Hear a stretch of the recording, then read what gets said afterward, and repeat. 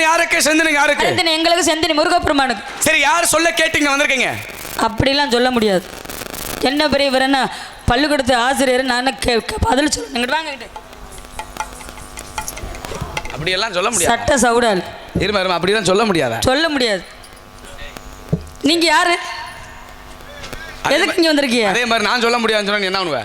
நான் உங்களுக்கு கேட்கலையே. தேவையில்லாத வெட்டி இங்க இருங்க, தேவையில்லாத பேச்சு என்கிட்ட பேசக்கூடாது. நான் பேச முறையோட கேட்கிறேன் அப்படின்னா நான் கேட்கறதுக்கு பதில் சொல்றதுக்கு தான் நீ என்னோட இருங்க வர்றேன். பேச்ச நிப்படங்க முதல்ல. ரொம்ப சட்டமா பேசக்கூடாது. என்னோட இடத்துல நான் பேசுவேன். நீங்க எதுக்கு பேசுறீங்க? உங்களுக்கு இந்த இடத்துக்கு என்ன சம்பந்தம்? நான் காவலுக்கு வந்திருக்கேன். நீங்க எதுக்காக வந்திருக்கீங்க? நீங்க ஒருவேளை சொல்லலாம், இந்த இடத்தோட பேர் என்ன அப்படின்னு கேட்கலாம். பேரை சொல்றேன், வேள்விமலை சாரல். அதுக்கும் பதில சொல்வேன். வேள்வினா யாகம். உங்களை போன்ற முனிவர்கள் யாகம் நடத்தக்கூடிய இடம் தான். நான் இல்லைன்னு மறுக்கல. இருந்தாலும் யாகம் எங்க நடத்துவாங்க? மலைப்பகுதி, காடு பகுதி தான். இது சாரல், விவசாயம் பண்ணக்கூடிய இடம். மலை என்பது மேலே. அப்போ நீங்கள் மேலே தானே இருக்கணும். அடிவாரத்துக்கு எதுக்கு நீங்கள் விவசாயம் பண்ண இடத்துக்கு எதுக்கு வந்திய? ஏதோ வந்தியில பெரிய மனுஷன் வந்தியா, ஏதோ ஆசை வழங்கினில பார்த்தோமா போனோமான்னு இருக்கணும். அதை விட்டுட்டு தேவையில்லாத பேச்செல்லாம் என்கிட்ட பேசணும்னு ஆரம்பிச்சிடுவீங்களே, செட்டை உடைச்சு புரிவேன். சரியா? பதனமா பேசிக்கிறேன் என்கிட்ட. இப்போ நான் தேவையில்லாத பேச்சு என்ன பேசுனேன்? இங்க பாரு, எனக்கு பிடிக்கும் எல்லாம் தெரிஞ்ச பொம்பளை மாதிரி என்கிட்ட பேசக்கூடாது. பொம்பளை வாயை கிழிச்சு தச்சு விட்டு கதையின் முறையோ. இப்ப நான் என்ன தவறா பேசுறேன்? நீ பேசுறது இருங்க வரேன். நான் தவறா பேசுனா நீ சொல்றது ஒரு நியாயம். சரி, கதையின் முறையோட நீ யாரு என்னங்கறத கேட்டுக்கிட்டு இருக்கேன். யாரு என்னன்னு அதுல என்ன தவறு நீ கண்டுபிடிச்ச? என்ன யாரு எவருன்னு கேட்டியல்ல, அந்த கேட்டியல்ல, கேட்டதோட போக வேண்டியதானே. நான் கேட்கறதுக்கு நீங்க பதில சொல்லணும். அதாவது எல்லாமே தெரியும், தெரிஞ்சிருந்தோம் உன்னை கேட்டு தெரிஞ்சுக்கிறோம் அப்படின்னு வந்திய. தூங்குற மனுஷனை எழுப்பிடலாங்க. சாதாரணமாக ஒரு மனுஷன் தூங்குனாங்க பார்த்துக்கல, தட்டி எழுப்பிடலாம். ஆனால் தூங்குற மாதிரி நடிக்கிறவனை எழுப்ப முடியாது. அதே மாதிரி தான் உங்கள் பேச்சு இருக்குது. எல்லாமே தெரியுமா, தெரிஞ்சிருந்தா நீ சொல்லணும். இல்லை தெரிஞ்சுக்கலாம்னு கேட்குறீங்கன்னா தெரியாமல் கேட்குறீங்களா, அதுக்கு எனக்கு சந்தேகம். சரி, அது ஒரு பக்கம் இருக்கட்டும். கதை பாட்டு பாடுனீங்க, கதை பாட்டு பாடுறாங்க எல்லாரும் பாடினேன், நீங்களும் பாடினே தான். நான் இல்லைன்னு சொல்லலை, நான் கேள்வி கேட்கல. நல்லா கேட்டு வாங்கி பேசணும். நான் கேள்வின்ற இடத்துக்கு இன்னும் நான் வரவே இல்லை. என்ன காரணம் இல்லாமல் தோரணம் கட்டக்கூடாது அப்படின்னு முன்னாடி சொல்லியிருக்காங்க. நீங்கள் சுவாமி பாடுறீங்கன்னா அதுக்கு காரணம் இருக்குது. இப்போ மக்களுடைய திரும்ப நான் எடுத்து பேசுகிறேன். சுவாமி பாடியிருக்காரு, ஒருத்தர் ஏதோ பாடினாரு, வள்ளியமாக வந்து பாடுச்சு. என்ன பாடினாக்கிட்டே தெரியல அப்படின்னு கதைக்கு போயிடக்கூடாது. வண்டு வெளி அப்படின்னு பாட்டியே. இதை ஒரு கவிஞன் ஒரு வர்ணிச்சு எழுதுவான் அழகான வார்த்தைகளை. ஒரு காதலான் காதலியை வச்சு எழுதுவான். கண்ணே மணியே முத்தி அசிங்கமாக இருப்பா பார்க்கவே, ஆனால் அவன் கண்ணுக்கு அவர் அதி மாதிரி தெரியும். இப்போ கண்ணே மணியன்ற அழகான வார்த்தைகளை கொண்டு ஒரு காதலாம் இங்கே எழுதுவான். நீங்கள் எந்த மூவாசையும் இல்லாத நாரதர் என்ன பார்த்து வண்டை பார்க்கலையே ரொம்ப பயமாக இருக்குங்க. பெண் என்பவள் வெண்மையானவள். அந்த வண்டையும் பெண்ணையும் ஒப்பிட்டு பாடு. நீங்கள் எங்கே வாடகை இருந்தாலும் எனக்கு கேட்க மாச்சி அவசியம் இல்லை, கிடையாதுங்க. என்னுடைய இடத்துல நான் காவல் பார்க்கக்கூடிய இடத்துல என்னை பார்த்து வண்டையை ஒப்பிட்டு என்னையை ஒப்பிட்டு பாட வேண்டிய அவசியம் என்ன? என்ன காரணம்? சும்மாவா? காலையில் 4500 ரூபா சம்பளம், இதில் ஆட்டோ காசு வேறு 500 ரூபா கொடுங்க. காலையில் உண்டியில் வாங்கி போட்டு போயிடுவேன். ஒழுக்கமாக எதுக்காக கதை பாட்டில் வண்டையே நீ ஒப்பிட்டு பாட வேண்டிய விஷயம் என்ன? அதை சொல்லுங்க, பின்னாடி என்னன்றதை பார்ப்போம். கதை பாடலை கதையின் முறையோடு நான் பாடினேன். வண்டு விழி கண்டு மொழி மாதே நீ வாழ்ந்து இருக்கும் நாடது சொல் கோதே தான் கதை பாட்டு. பாடலுக்கு உண்டான விளக்கம் என்ன அப்படின்னு கேட்டால், உலகத்தில் எத்தனையோ விதமான வண்டுக்கள் உண்டு. நான் சொன்ன வண்டு எந்த வண்டு தெரியுமா? அதுதான் பொன் வண்டு. அந்த பொன் வண்டு போல உன்னுடைய விழியாகப்பட்டது இருக்கின்ற காரணத்தினால தான் வண்டு விழி அப்படின்னு பாடுனேன். கற்கண்டு மொழி மாதே, இதற்கு என்ன விளக்கம் அப்படின்னா, கற்கண்டு அள்ளி செதற வட்டா எப்படி போகும்? அப்படியே சல சல சல சல சலன்னு போகும். அதே கற்கண்டு அள்ளி வாயில போட்டா தித்திப்பாக இருக்கும். அந்த கற்கண்டு போல உன்னுடைய பேச்சாகப்பட்டது திருப்திமாக இருக்கின்ற காரணத்தினால கற்கண்டு மொழி மாதே நீ வாழ்ந்திருக்கும் நாடு இது சொல்கோதே அப்படி கதை பாடலுக்கு உண்டான விளக்கம் இதுதான். இப்போ நான் சொல்றேன், ஒரு சவால், நீ சரியான ஆளு, நீ சரியான வள்ளி, இந்த இடத்துல இந்த மேடையில் இந்த செந்தில் குமரனை விட நீ ஒரு வார்த்தை கூட பேசி என்னை தோக்கடிச்சிட்டு நீ போயிட்டேனா இனிமே இந்த கட்டையை நான் பிடிக்கல. பேசுறியா? பாப்போம். ஏன்னா இருமா, எங்க இரு. ஆரம்பத்துல எதுவுமே பேசாமல் நான் தவறா பேசுறேன்னு சொன்னீங்கள, சரியான ஆளு.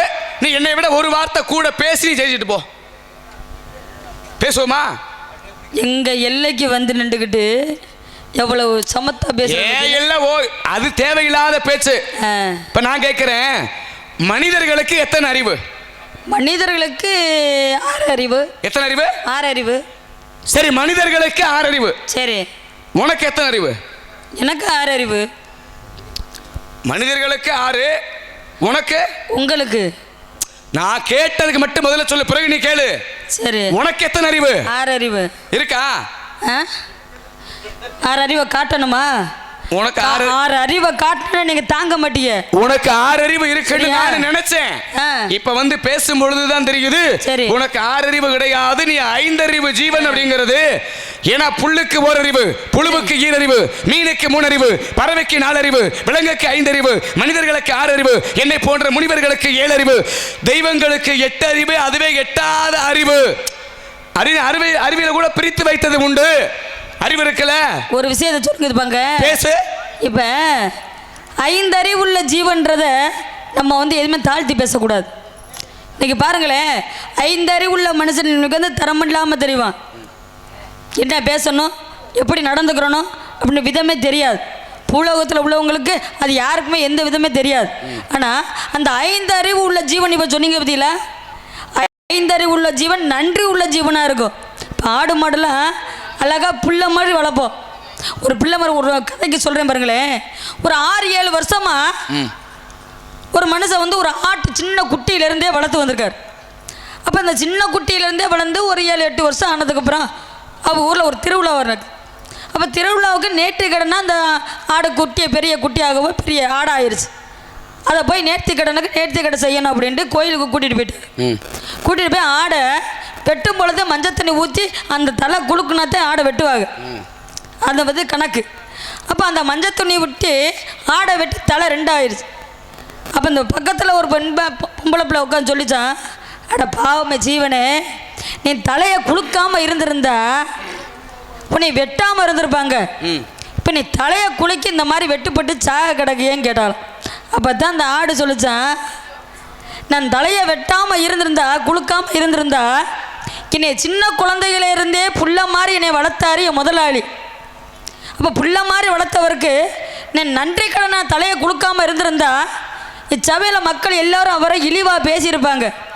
ஆக என்னமோ ஒரு குறை இருக்குது, அதனால் நேர்ந்து விட்ட ஆடு மஞ்சத்தனை ஊதி தலையாட்டலை அப்படின்னு நாட்டு மக்கள் குறைவாக பேசுவாங்க.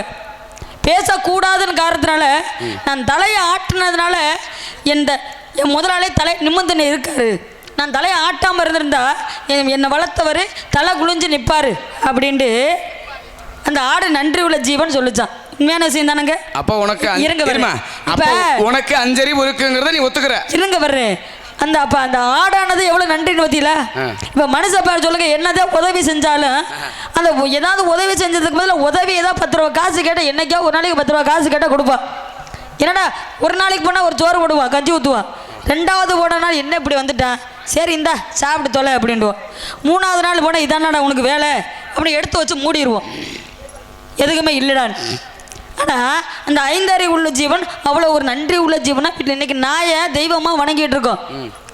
கழுதை இருக்கு பற்றியில, கழுதையெல்லாம் வந்து இன்னைக்கு வந்து எல்லாருமே சொல்லுவோம் கழுதை பொதி சுமக்குதுன்றோம், பொதி சுமதுக்குத்தான் கழுதை ஆகுன்றோம். ஆனால் இன்னைக்கு சில இடங்களில் தொழில் பண்ணுற இடங்களெல்லாம் பார்த்தோம்னா அந்த கழுதையோட படத்தை போட்டு தான் என்னை பார் யோகம் வரும் அப்படின்ட்டு இன்னைக்கு தெய்வமாக வணங்கிட்டு இருக்காங்க தொழில் பண்ணுற இடங்களில் கூட. அப்படி 5 உள்ள ஜீவனங்களே இன்னைக்கு வரலாறுகள் வந்துருச்சு, 8 எழுதப்பட்ட காவியமாக வந்துருச்சு. இருமா, ஆக மொத்தத்தில் உனக்கு 5 அறிவுங்கிறத நீ ஒத்துக்கிற, அப்படித்தானே? இப்போ கழுத படத்தை மாட்டி என்ன போட்டிருப்பாங்க, என்னை பார் யோகம் வரும் அப்படின்னு ஒரு வாசகம் எழுதியிருப்பாங்கன்னு சொன்னீங்கள. இப்போ நான் கேட்குறேன், கழுதையை பார்த்தா யோகம் வருமா? யாராவது சொல்லுங்க, கழுதையை பார்த்தா யோகம் வருமா? பிறகு ஏன் கழுதையை தெருவா பற்றிக்கிட்டு வர்றேன்? கழுதப்பால்னு. அவனுக்கு யோகம் வந்து அவன் கழுதையை பத்துவானா? ஒன்று தெரியுமா உங்களுக்கு? இருமா, பேச விட்டு பேசு. இல்ல எனக்கு கழுதைய பார்த்தா யோகம் வருமா அப்படின்னா வராது. கழு அப்படின்னா என்ன? அழகு. தை அப்படின்னா பெண்ணு. கழுதை அப்படின்னா அழகான பெண் என்று பொருள். அழகான பெண்ணை வந்து தனக்கு மனைவியாக வந்தால் அவனுக்கு யோகம் வரும். இதுதான் அந்த பழமொழிக்கு உண்டான உண்மையான ஒரு விளக்கம். அதான் சொன்னாங்க. இன்னொரு பழமொழி சொல்லுவாங்க, வாக்கால கெட்ட கழுதைய போக்கால விட்டு திருப்புடா அப்படின்னு. இன்னொரு பழமொழி சொல்லுவாங்க, கழுதைக்கு தெரியுமா கற்பூர வாசனை அப்படிங்கிற ஒரு பழமொழி உண்டு. கழுதைக்கு தெரியுமா கற்பூர வாசனை? கழுதைக்கு எத்தனை அறிவு? 5 அறிவு. 5 அறிவு கழுதை இந்த கற்பூர வாசனையை தெரிஞ்சு என்ன செய்ய போகுது? இல்லை, என்ன செய்ய போகுது? பிறகு சொன்னாங்க, கழுதைக்கு தெரியுமாம் கற்பூர வாசனைன்னு. இது உண்மையான பழமொழியா? கிடையாது. உண்மை என்ன அப்படின்னா, கழு அப்படிங்கிறது ஒரு புல் வகையை சார்ந்தது.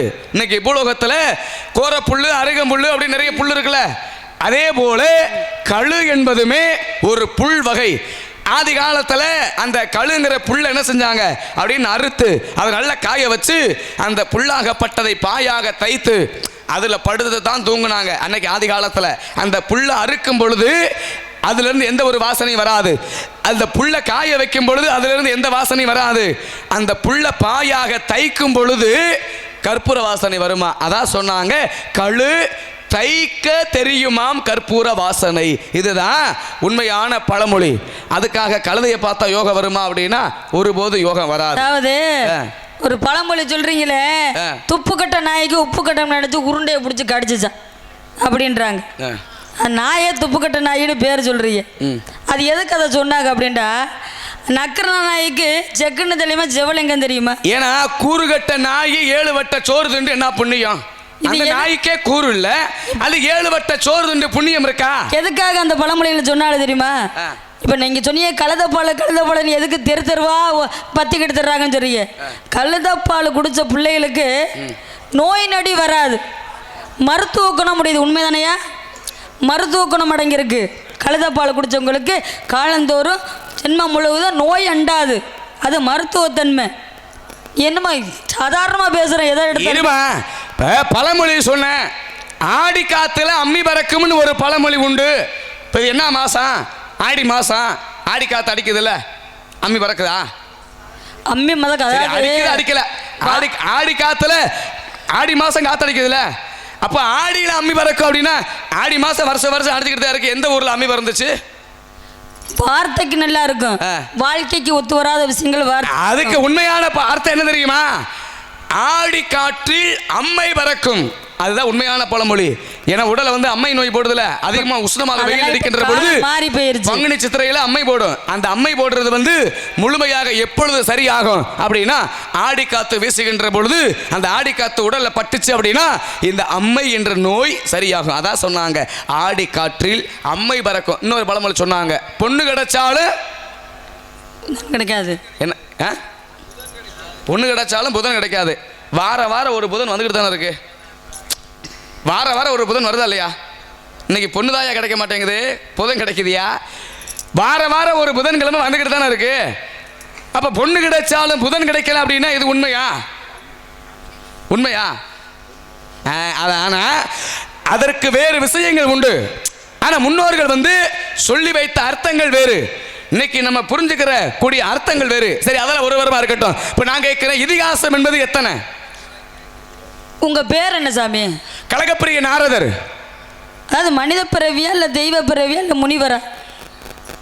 மொத்தம் எனக்கு எத்தனை பிறவி அப்படின்னா 3 வகையான பிறவிகள் உண்டு. உங்களுடைய இப்பொழுது வந்து என்ன பிறவி அப்படின்னா தெய்வ பிறவி அப்படின்னு சொல்லலாம். அப்படின்னு பாடுங்க. இப்ப நீங்க தெய்வம் சொல்லிட்டிய, உங்க பேர் நாரதர். இப்ப எந்த ஊர்லனாலும் நான் பேசல கூட பேசக்கூடாது. சரி பேசுங்க. எந்த ஊர்லனாலும் சின்ன குழந்தைக்கு சின்ன பிள்ளைக்குனாலும் நாரதன் பேர் வச்சிருக்காங்களா? ஏன்னா பேர் வச்சு கூப்பிடத்தான் பிள்ளைகளுக்கு பேர் வைப்போம். நல்ல மனுஷனாக தானே பேர் வைப்பாங்க. நாதியத்தவர்களுக்கு போய் வீடு இருக்கா, வாசம் இருக்கா, சொந்த பந்தம் இருக்கா? ஆனால் ஒரு இடத்துல உண்மையை ஒத்துக்கிறணும். எதிரியாக இருந்தாலும் உண்மையை ஒத்துக்கிறணும். ஏன்னா 2 நண்பர்கள் பேசிக்கிட்டு இருப்பாங்க. நம்ம கிராமத்தில் பொதுவாகவே வந்து என்னைக்காவது ஒரு 6 வருஷம் 7 வருஷம் சென்று பார்க்குறப்போ, தம்பி அடப்பா நல்லா இருக்கியா, என்ன பண்ணுற, சௌக்கியமாக இருக்க, ஏன் இப்படி இருக்கு அப்படின்னு கேட்புன்னு நல்லா விசாரிப்போம். அப்போ எதிர்த்தாப்புல ஒரு நம்பர் அவர் வாட்டுக்கு வழிபோக்கில் வருவார். அப்போ வரும் பொழுது இந்த அண்ணன் தம்பியை நண்பர்களாக பேசுவாங்க பார்த்தீங்களா, அந்நிய உண்ணியமா. அப்போ அந்த எதிர்த்தாப்புல வர்றவரை பார்த்து பேசுவார், அடே தம்பி பேச்சை நிப்பாட்டு, ஏனே அங்கே வர்ற சனியை முடிச்ச பையன் எவன் வர்றாண்டு, கலாக்கார பையன் நாரதர் வர்றான் பாரு, வெள்ளக்கா பையன். நான் மக்கள் என்ன சொல்லுவாங்கன்ற பேசுறேன். திருப்பி நான் பேசுறேன்னா எதுவும் பேசக்கூடாது, சரியா? நான் இப்படி பேசுவாங்கன்றத சொல்லி காட்டுறேன் சாமி. சனி இரு, சட்டி சடக்குனா சாட நமக்கு. நீங்க சனின்னு சொன்னீங்களே, இருங்க. சனியில மொத்தம் எத்தனை வகை இருக்கு தெரியுமா? நான் வந்து இப்ப கதைக்கு தான் சொல்றேன், இன்னும் நான் முடிக்கல, பேசி முடிச்சுக்கிறேன். பேசி முடி. அப்ப இந்த சனியை முடிச்சா விலங்கா பையன் வர்றேன், கலாக்கார பையன் வர்றேன், அவன் போவன், அவன் மூஞ்சில முழிக்க கூடாது, முழிச்சு போனால் விளங்காது அந்த வேலையே அப்படின்னு அந்த இடத்துல கலாக்கார பையன் நாரதண்டு ஒரு பெருமையான பேர் இருக்கும். இப்போ என்ன வச்சுக்கிறோங்க, வள்ளி. இந்த நாடகத்தோட பேர் வள்ளி திருமண நாடகம். சின்ன குழந்தை கூட பூலோகத்தில் அம்மா வள்ளிக்கண்ணே அப்படின்னு சொல்லி என்னை பெருமையாக கூப்பிடுவாங்க. எவ்வளோ அழகாக இருக்கும். உங்களை யாராச்சும் கூப்பிடுவாங்களே? கூப்பிட மாட்டாங்க. நல்ல மனுஷனாக இருந்தால் தானே. எதுக்கு இந்த புலப்புல உங்களுக்கு? சரி, உனக்கு தெரிஞ்சது அவ்வளவுதான். என்ன தெரிஞ்சது? இப்ப சொன்னீங்களே, எனக்கு மட்டும் இல்ல மக்களுக்கு தெரியும். இருமா, உனக்கு பெருமை உண்டு. இந்த நாடகத்திற்கு பேர் என்ன? வள்ளி திருமணம். அதனால எனக்கு வள்ளிங்கிற இடத்துல பேர் உண்டு, பெருமை உண்டு சொன்னீங்களே. நோட்டீஸ் நல்லா பார்த்தையா? என்ன அதுல என்ன போட்டிருப்பாங்க? வள்ளி திருமணம். வள்ளி திருமணம்னு மொட்டையா போட மாட்டாங்க, ஸ்ரீ வள்ளி திருமணம்னு போடுவாங்க. அப்ப உனக்கு முன்னாடி அங்க இருக்கிறது யாரு? சரியா? உனக்குத்தான் முதலிடம் நினைச்சீங்கன்னா அது உன்னுடைய முட்டாள்தனம். அதே போல இப்ப சொன்னீங்களே சனி அப்படின்னு, சனியில பலவிதமான சனி உண்டு. பொங்கு சனி, ஜென்மச்சனி, 7 நாட்டு சனி இப்படியெல்லாம் இருக்குல்ல. ஜென்மச்சனி, சனி பிடிக்கிறது நல்லதா கெட்டதா? சனி பிடிக்கிறது ரொம்ப நல்லது. ஏன் தெரியுமா? சனி பகவான் பிடிச்சாதான் நல்லது கெட்டது தெரியவே முடியும். எது நல்லது எது கெட்டது அப்படிங்கிறதை உணர்த்த செய்வது எது அப்படின்னா அதுதான் சனி பகவான் என்று சொல்லக்கூடியது. அதான் சொன்னாங்க, பெரியோர்கள் முன்னிலையில் தொட்டு தாலி கட்டையிலே தொட்ட சனி சுடுகாட்டு கட்டையிலே ஏறினால் தான் விடும் அப்படின்னு கவி அன்னைக்கு பாடுனாங்க. இதுக்கு அர்த்தம் என்ன தெரியுமா? பெரியோர்கள் முன்னிலையில் தொட்டு தாலி கட்டையிலே. இதுக்கு என்னன்னா, ஒரு ஆண்மகனுக்கு என்னைக்கு சனி பிடிக்குது, என்னைக்கு அவன் ஒரு பெண்மகள் கழுத்தில் தாலி கட்டுறானோ அன்னைக்குத்தான் அவனுக்கு சனி பிடிக்குதான். அந்த சனி அவனை என்னைக்கு எப்போ விட்டு விலகும் அப்படின்னா, அவன் என்னைக்கு இறந்து சுடுகாட்டு கட்டைக்கு போறானோ அன்னைக்கு தாண்ட உன்னைய பிடிச்ச சனியாகப்பட்டது விடும் அப்படின்னு அன்றைக்கு கவியாகவே பாடி வைத்தது உண்டு. ஏன்னா சனி பகவான் பிடிக்காத ஆள் யாரு? 2 உண்டு. ஒன்று ஆஞ்சநேய பெருமான், 2வது விநாயக பெருமான். ஏன் தெரியுமா? அவங்க 2 பேரை பிடிக்கல. விநாயக பெருமான சனி பகவான் பிடிக்க போவாரு. அப்ப பிள்ளையார்ட்ட போய் சொல்லுவாரு, பிள்ளையாரே உங்களை நான் பிடிக்க வந்திருக்கேன் அப்படின்னு. அப்படியா? இங்க என்ன எழுதிருக்குன்னு பாரு. ஏன்னா புடனில் எழுதி வச்சிருப்பாரு. யாரு? பிள்ளையாரு. இன்று போய் நாளை வா அப்படின்னு எழுதி வச்சிருப்பாரு. அப்ப இங்க என்ன இருக்குன்னு பாருப்பா அப்படி கேட்ட உடனே, ஐயா இன்று போய் நாளை வாண்டு எழுதிருக்கு. அப்ப போயிட்டு நாளைக்கு வா. மறுநாள் வருவாரு. இங்க என்ன எழுதிருக்குன்னு பாரு. இன்று போய் நாளை வாண்டு எழுதிருக்கு. அப்ப போயிட்டு நாளைக்கு வா. இன்ன வரைக்கும் வந்து தான் போய்கிட்டு பாரு, தவிர அவரை பிடிச்சது கிடையாது. ஏன் அப்படின்னா அதற்குமே சில விஷயங்கள் உண்டு. அதே போல இப்போ இவ்வளவு விவசாயம் பேசுனீங்கல்ல, ஆரம்பத்தில் என்ன கேட்டேன்? யாரு சொல்ல கேட்டு இங்க நீ வந்திருக்க? யாரு சொல்ல கேட்டு? எங்க அப்பா சொல்ல கேட்டு வந்திருக்கேன். காவலுக்கு கையில வச்சிருக்கீங்களா? அதுக்கு பேர் என்ன? எதுக்கு அது? பறவையில வரட்டு. பறவைங்க எதற்கு வருது? திணைய கொய்து பறவையில வரட்டுறோம். அப்படி திணைய கொய்வதற்காக வரக்கூடிய பறவைகளை விரட்டுவது தவறு இல்லையா? அது எங்க சௌரியம்? சௌரியம் என்கிட்ட சௌரியம் பேசக்கூடாது. கேட்டதுக்கு மட்டும் பதில சொல்லு. பசியோடு தமிழர்களுடைய பண்பாடு என்ன? வந்தவங்களை வாங்க உட்காருங்க சாப்பிடுங்க நல்லா இருக்கீங்களா புள்ள குட்டியில நல்லா இருக்கா என்று உபசரிப்பது தமிழர்களுடைய பண்பாடு. அப்படி பசியோடு வரக்கூடிய பறவைகளை விரட்டுவது மாபெரும் தவறு. இனிமே அந்த தவறு நீ செய்யாத. என்னது? பறவை விரட்டாத. ஓஹோ, காட்டுக்குள்ள போறதுக்கு ஒரு நாளைக்கு கலகம் பண்றது உங்க வேலை. ஒரு பொம்பளைகிட்ட வந்து கலகம் பண்றது உங்க வேலையா? உங்க வேலையை நீங்க பாருங்க, என் வேலையை நான் பாக்குறேன். பொம்பளை கிட்ட கலகம் பண்ணாதயா? ஆமா. அப்ப என் கலகத்துல நீ தாங்க முடியாதா? உங்க வேலை எங்கேயும் என்னுடைய வேலை காவல், உங்களை விட கலகம். கலகத்துக்கும் காவலுக்கும் என்ன சம்பந்தம்? கலகத்துக்கும் காவலுக்கும் சம்பந்தம் இல்லைங்கிறியா? சம்மந்தப்படுத்தி நான் பேசிட்டா யாரு உங்க இருமா. இருங்க வர்றேன். இப்ப சொன்னீங்க புராணங்கள் புராண இதிகாசம் இருக்கு. இப்ப இவ்வளவு திமுறா பேசுற நாரதரை உரிக்கணும்யா. நம்ம இருங்க வர்றேன். நீ வந்து ஆளை பார்த்து எடை போடுற. ஆளுக்கும் அறிவுக்கும் சம்பந்தமே கிடையாது. பச்சை புள்ள மாதிரி இருந்துகிட்டு காக்கல கறியும் காக்கல எலும்பும் தான் இருக்கு. இதை வச்சுட்டு என்ன பேச்சுன்னு வேற அடமான பேச்சு. இந்த இடத்துல உடலுக்கு வேலை கிடையாது, அறிவுக்கு வேலை. என்ன பேச போற? நீ பேசல தொட்டு பேசல அப்படின்னா என்னன்னு கேளு. ராமாயணத்துல ராவணேஸ்வரன் கெட்டவன் சொல்றோம். எல்லாருமே ராவணேஸ்வரன் சீதையை தூக்கிட்டு போயிட்டான், அவன் கெட்டவன்றோம். உண்மையிலேயே அவன் தான் நல்லவன். எப்படி சொல்ற? ஒரு விஷயத்துல இரு. ராவணேஸ்வரன் நல்லவன் எப்படி சொல்ற? இருங்க வர்றேன். அத நான் முழுமையும் சொல்லிட்டேன், நீங்க எதுக்கு இங்க நிக்கிறீங்க? சரியா? சரி சொல்லுங்க. நான் என்ன தொட்டு பேசுறேன்னா அதுக்கு பதில சொல்லுங்க. முழுமையா கதையை பூரா நான் சொல்லிட்டு நீ மேல நீங்க சம்பளத்தை வாங்கிட்டு சொல்லுமா. ராவணேஸ்வரன் சீதையை தொட்டு தூக்கிட்டு போனான், அது உலகத்துக்கே தெரியும். ஒரு விஷயம், ராவணன் சீதையை தொடல, தொட கிடையாது, தொட்டு தூக்க கிடையாது. ஆனா சீதை ராவணேஸ்வரன் தொட்டா ஒரு நாள். உண்மை கதை. சீதை ராவணேஸ்வரன் ஏன்னா ஒரு ஆண்மகன் ஒரு பெண்ணை தொடுறான் அப்படின்ற அது வேற விஷயம். ஒரு பெண்ணாகப்பட்டவள் சீதையாகப்பட்டவள் ராவணேஸ்வரனை தொட்டான். ஏன் தொட்டான்? சரி, இப்ப ராவணேஸ்வரன் சீதையை தூக்கிட்டு போனான்னு சொன்னீங்களே, ஏன் தூக்கிட்டு போனா? அடையணும் அப்படின்னு ஆசைப்பட்டு தூக்கிட்டு போனா. இது உண்மையா பொய்யா? இது உண்மைதான். எதுக்கு தூக்கிட்டு போனா? இச்சையில தூக்கிட்டு போனா, ஆசைப்பட்டு தூக்கிட்டு போனா. சரி சரி, இப்ப நான் கேட்கிறேன், ஆசைப்பட்டா தூக்கலாமா? ஆசைப்பட்டா ஆசைக்கு அளவு இருக்கா? ஆசைப்பட்டு சீதை மேல ஆசைப்பட்டு இல்லாத மனுஷன் அரை மனுஷன் இருக்காங்க. அதான் கேட்கிறேன். சீதை மேல ஆசைப்பட்டா ராவணேஸ்வரன் தூக்குனேன். சரி, அப்ப ஆசைப்பட்டா தூக்கலாமா? ஆசைப்பட்டா தூக்கலாம்னா அவனோட இச்சைக்கு தானே தூக்குன. ஒரு பெண்ணை அடையணும் அப்படின்ட்டு தூக்கிட்டு போன. ஆனா தூக்கிட்டு போனவன் அவனை அடைஞ்சானா தொட்டானா அவன் நல்லவன் தான். அவள் கிட்ட கூட போக கிடையாது, தொடைவும் கிடையாது. ஆனா பெண் என்பவள் அவன் மட்டும் தொட்டா. கற்பு கரசியா இருக்கக்கூடியவர் சீதை. ஆனா ராவணேஸ்வரனை தீண்டினால் தொட்டா. ஏன் தொட்டா? சரி, இப்ப உன்னுடைய கேள்வி என்னன்னா, ராவணேஸ்வரே சீதையை தொடல, ஆனா சீதை ராவணேஸ்வரனை தொட்டா. அது உன்னுடைய கேள்வி. சரி, இப்ப அதே ராமாயணத்துல வனவாசம் போனாங்கல்ல, எத்தனை ஆண்டு வனவாசம் போனாங்க? 14 வருஷம் போனாங்க. எத்தனை ஆண்டு? 14 ஆண்டுகள். சரி, 14 ஆண்டு வனவாசம் யார் யாரு போனது? ராமர், சீதை, லட்சுமணன் 3 பேரும் போனாங்க. ராம லட்சுமண சீதையாகப்பட்டவள் 3 பேரும் போனாங்கல்ல? 3 பேர் தான் போனாங்க. நல்லா தெரியுமா? நான் இல்லைன்னு சொன்னா ஊருக்கார விடுவாங்களா? எல்லாத்துக்குமே தெரியுமே. இல்ல நல்லா தெரியுமான்னு கேட்டேன். உங்களுக்கு தெரியாதுன்னு கேட்குறீங்களா? சரி, இப்ப 3 பேர் வனவாசம் போனாங்க சொன்னீங்களா? சரி, ராமர் லட்சுமணன் இவளோட சீதை சேர்ந்து போனால போனாங்க. வனவாசம் போனது சீதை போனா, உண்மையான சீதை போனாளா அல்லது போலியான சீதை போனாளா? சீதை போனா அது யாரு? சீதை தான் போனாளா?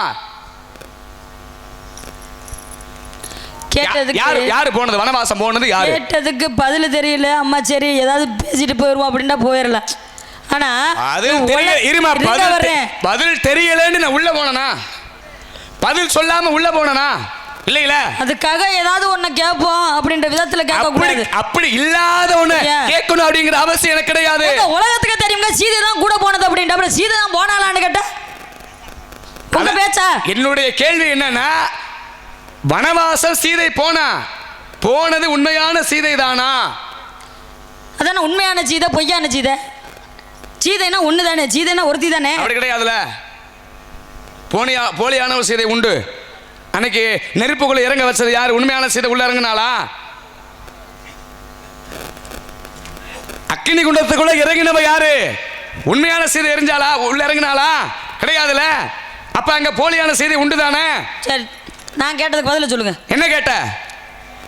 காது கேட்கலையோ? இதுதான் உனக்கு முதலும் கடைசி மேடை. என்ன?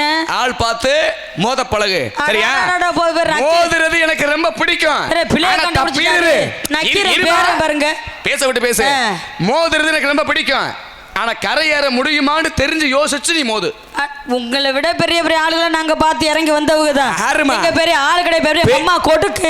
யாரு? பேசுமே கேட்டதுக்கு பதில் சொல்லுங்க. பெரிய ஆளுன்னு சொன்னீல. இந்த பேசி அனுப்பிட்டு போற நேரத்துல இருக்க அப்படியே பொழுத கிடக்க கூடாது. பெரிய ஆளுன்னு சொன்னீல, யாரு பெரிய ஆளு? உங்களுக்கு நான் தெரியாதுன்னு சொன்னேனா? கேட்டதுக்கு பதில் தெரியாது உங்களுக்கு நான் சொன்னேனா? கேட்டதுக்கு பதில சொல்லுங்க, தெரியும் தெரியாதுன்னு சொல்லுங்க. அதை விட்டு பேசி நேரத்தை போக்க கூடாது என்கிட்ட. சரி, வெட்டி பேசுறதுக்கு பேசுறீங்க. சரி, இப்போ உன்னுடைய கேள்வி என்னன்னா, சீதை ராவணேஸ்வரன் சீதையை தொடல, சீதையாகப்பட்டவள் ராவணேஸ்வரனை தொட்டா.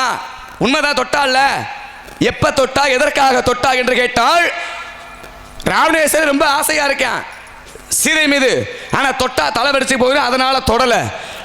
அப்ப ராவணேஸ்வரனுடைய தங்கச்சி யாரு? சுர்பனக. அப்ப சூர்பனக என்ன சொல்றான்? ராவணேஸ்வரன் போய், அண்ணே நீ சீதை மேல ரொம்ப ஆசைப்படுற, தொடணும் அப்படின்னு. ஆனா தொட்டா தலை வெடிச்சிடும் அப்படிங்கிறதுனால நீ தொடாம இருக்க. ஆயக்கலை 64 கலைகளையுமே கற்றவன் யாரு அப்படின்னு ராவணேஸ்வரன். எல்லா கலைகளையுமே கற்ற நீ இது தெரியாம இருக்கையே அப்படின்னு நினைச்சு என்ன சொல்றா? அதே 64 கலைகளிலே உரு மாறுதல் கலை அப்படிங்கிற ஒரு கலை உண்டு. உரு மாறுதல்னா உருவத்தை மாத்தலாம். நீ பார்த்து நினைத்தால் முருகனாக மாறலாம், பிள்ளையாராக மாறலாம், ராமர் போல மாறலாம், மகாவிஷ்ணு போல மாறலாம். அப்படி ஒரு திறமை வச்சுக்கிட்டு நீ எதற்காக இப்படி இருக்க அப்படி கேட்ட உடனே அப்ப ராவணேஸ்வரனாக இருந்தவர் என்ன பண்ணாரு? ராமர் போல உருமாறினார். ராமர் போல உருமாறிய பிறகு சீதையாகப்பட்டவள் பக்கத்தில் சென்ற உடனே மனசு கேட்கல. ராமர் போல உருமாறிய உடனே அவருடைய உள்ளமாகப்பட்டதுமே ராமர் போல மாறிவிட்டது. ஏன்னா பெண்ணுடைய விருப்பம் இல்லாமல் தொடக்கூடாது அப்படிங்கிற ஒரு எண்ணமாகப்பட்டது ஏற்படுகின்ற பொழுது அப்ப ரொம்ப அப்படியே சீதையை பார்த்து நின்னவர் திரும்பி நின்றுக்கிட்டாரு. அப்படி திரும்பி நின்ற உடனே அப்பதான் சீதை பார்த்த உடனே இப்ப ராவணேஸ்வரர் யாரு மாதிரி இருக்கான்? ராமர் போல இருக்கான். ஆகா, நம்ம கணவர் தான் வந்துட்டார் என்று நினைத்து சீதையாகப்பட்டவள் ஒரு விரலை வைத்து அப்படின்னு ராவணேஸ்வரனை புற முதுகுல ஒரு விரலால தொட்டா. எதுக்கு? ராவணேஸ்வரனாக இருந்தவன் ராமர் போல உரு மாறியதுனால தன் கணவர் தான் வந்துட்டார் என்று நினைத்து சீதையாகப்பட்டவள் ராவணேஸ்வரனை தொட்டா. ஆள்காட்டி விரல வச்சு. ஏத்துக்கிறையா? என்ன கேட்ட?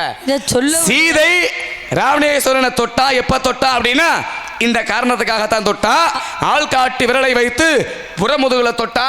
சரினா ஏத்துக்க, தவறு அப்படின்னா மறுத்து பேசு. உண்மையான விஷயங்கள் இருக்கும்போது எப்படி தவறு நான் சொல்ல முடியும்? அதே ராவணேஸ்வரன் நல்லவன். சீதையை மீட்டு வரும்பொழுது எல்லாமே சீதை நல்லவ அப்படின்னு சொல்லி சிறப்பானவன் சத்துவமானவன் சொல்லி மீட்டு வரும்போது நாட்டு மக்கள் எல்லோரும் கையெடுத்து வணங்குறாங்க. தாயை பார்த்து கையெடுத்து வணங்குறாங்க. அப்ப கையெடுத்து வணங்கும் போது ராமர் சொல்றார், ஒரு அக்னி கூடத்தை வளர்த்து அக்னியே சீதையை இறங்க சொல்லணும் அப்படின்ட்டு. எல்லாரும் ஊர் மக்கள்லாம் சொல்லுவாங்க, நீ நல்லவள நெருப்புல இறங்கு பாப்போம், தீயில இறங்கு பாப்போம், நீ நல்லவன் சுத்தமானவன் நிரூபிச்சு காட்டுவாங்க. இதான் அது கிடையாது. அதாவது அவருடைய ஜென்ம பலனை என்ன அப்படின்டா 14 வருஷங்கள் அப்படி என்பது ஒரு ஜென்ம கணக்கு. இந்த 14 ஆண்டுகள் அப்படின்டா இந்த 14 ஆண்டுகள் முடிஞ்சு திரும்பி வரும்பொழுது மறுபிறப்பு மறு ஜென்மம். அந்த 14 ஆண்டுகள் செய்யக்கூடிய பாப விஷயங்கள் எல்லாமே அது முடிந்து வரும் பொழுது மறு ஜென்ம கணக்காக பூர்வ ஜென்மமாக ஆயிடுது. இது ஒரு கணக்கு. அதோடு மட்டும் இல்லை, அப்போ சீதைக்கு ராமரை 2 பேரும் கலந்து பேசிக்கிறாங்க. அப்போ லட்சுமணன் கேட்குறாரு, அண்ணா எதுக்காக மறுபடியும் நாட்டு மக்களுக்கு எல்லாருக்குமே தீர்மானம் முடிஞ்சிச்சு, மறுபடியும் அண்ணே எதுக்கு நெருப்பில் இறங்கணும் அப்படி சொல்கிறார். லட்சுமணா இது ஒரு கணக்கு, நானும் சீதையும் சேர்ந்து தீர்மானம் பண்ணி தான் இதை செய்கிறோம் அப்படின்னு. என்னன்னா இதை உண்மையை விளக்கத்தை சொல்லுங்க அப்படின்னு சொல்கிறார். பூலோகத்தில் மாடு பிறவியாக எடுத்த பலனை செஞ்சே ஆகணும், லீலைகளுக்காக செஞ்சாகணும் அப்படின்னு சொல்றார். என்ன அப்படின்னு கேட்டா, ராவணேஸ்வரனால சீதைக்கு ஆபத்து இருக்கு, அதனால சீதையை பின்னாடி கூட்டிட்டு போனா ஆபத்து வரும் அவனால அப்படின்னு காரணத்தினால அக்னி பகவானிடம் சீதையை ஒப்படைச்சு விட்டு நான் வந்தேன். அக்னி பகவானை வர சொல்லி உண்மையான சீதையை ஒப்படைச்சிட்டு பொய்யான சீதை, அதாவது நிழலை கூட்டிக்கிட்டு போறாரு, பிம்பம் நிஜத்தை விட்டுட்டு போறாரு. யார்கிட்ட? அக்னி பகவான்கிட்ட. அப்போ இப்போ கடனை கொடுத்து கடனை வாங்கணும் இல்லையா, கடனை மீட்கணும் இல்லையா, அக்னி பகவான்கிட்ட இப்போ கடன் வாங்கியிருக்காரு. அப்போ கடனை திருப்பி கொடுக்கணும்ல.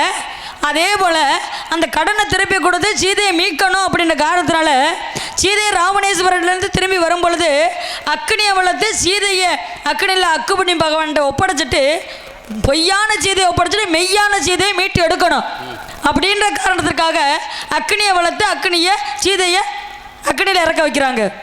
இதுதான் உண்மை. போனது பொய்யான சீதை மெய்யான சீதை கிடையாது, உண்மையான சீதை கிடையாது. நிழலை உண்மையாக அக்னி பகவான்கிட்ட விட்டுட்டு நிஜத்தை விட்டுட்டு நிழலத்தை பின்பத்தை தான் கூட்டிகிட்டு போகிறார். அப்போ அந்த பின்பத்தை கொடுத்தா நிஜத்தை மீட்க முடியும் அப்படின்ற கணக்கில் தான் சீதையை நெருப்பில் இறங்க சொல்கிறாங்க. இதுதான் உண்மையான கதை. அருமை. ஏன்னா எதிரியாக இருந்தாலுமே சரியான விளக்கங்களை சொன்னால் ஏற்றுக்கிருவேன். அப்போ உண்மையான சீதை போனாளா அப்படின்னா கிடையாது. நிழல் என்று சொல்லக்கூடிய பிம்பமாகப்பட்டது வனவாசம் என்ற போலியான சீதை. அருமையாக சொன்னீங்க. சரி, இப்போ இருங்க இப்போ இவ்வளோ பேசியிருக்கேன்னு நான் முடிக்கலை. இப்போ ஒரு வெயில் காலத்தில் எவ்வளவுதான் வெயில் அடித்தாலும் வெப்பத்தை தாங்கிட முடியும். அதே நேரம் ஒரு பொட்டு சாரல் மழை விழுகட்டுமே, எப்படி ஓடி போய் ஒன்ற மதியில் அத்தாடி மழை பெய்யுதே அப்படின்னு. அப்போ இந்த நெல்லாகப்பட்ட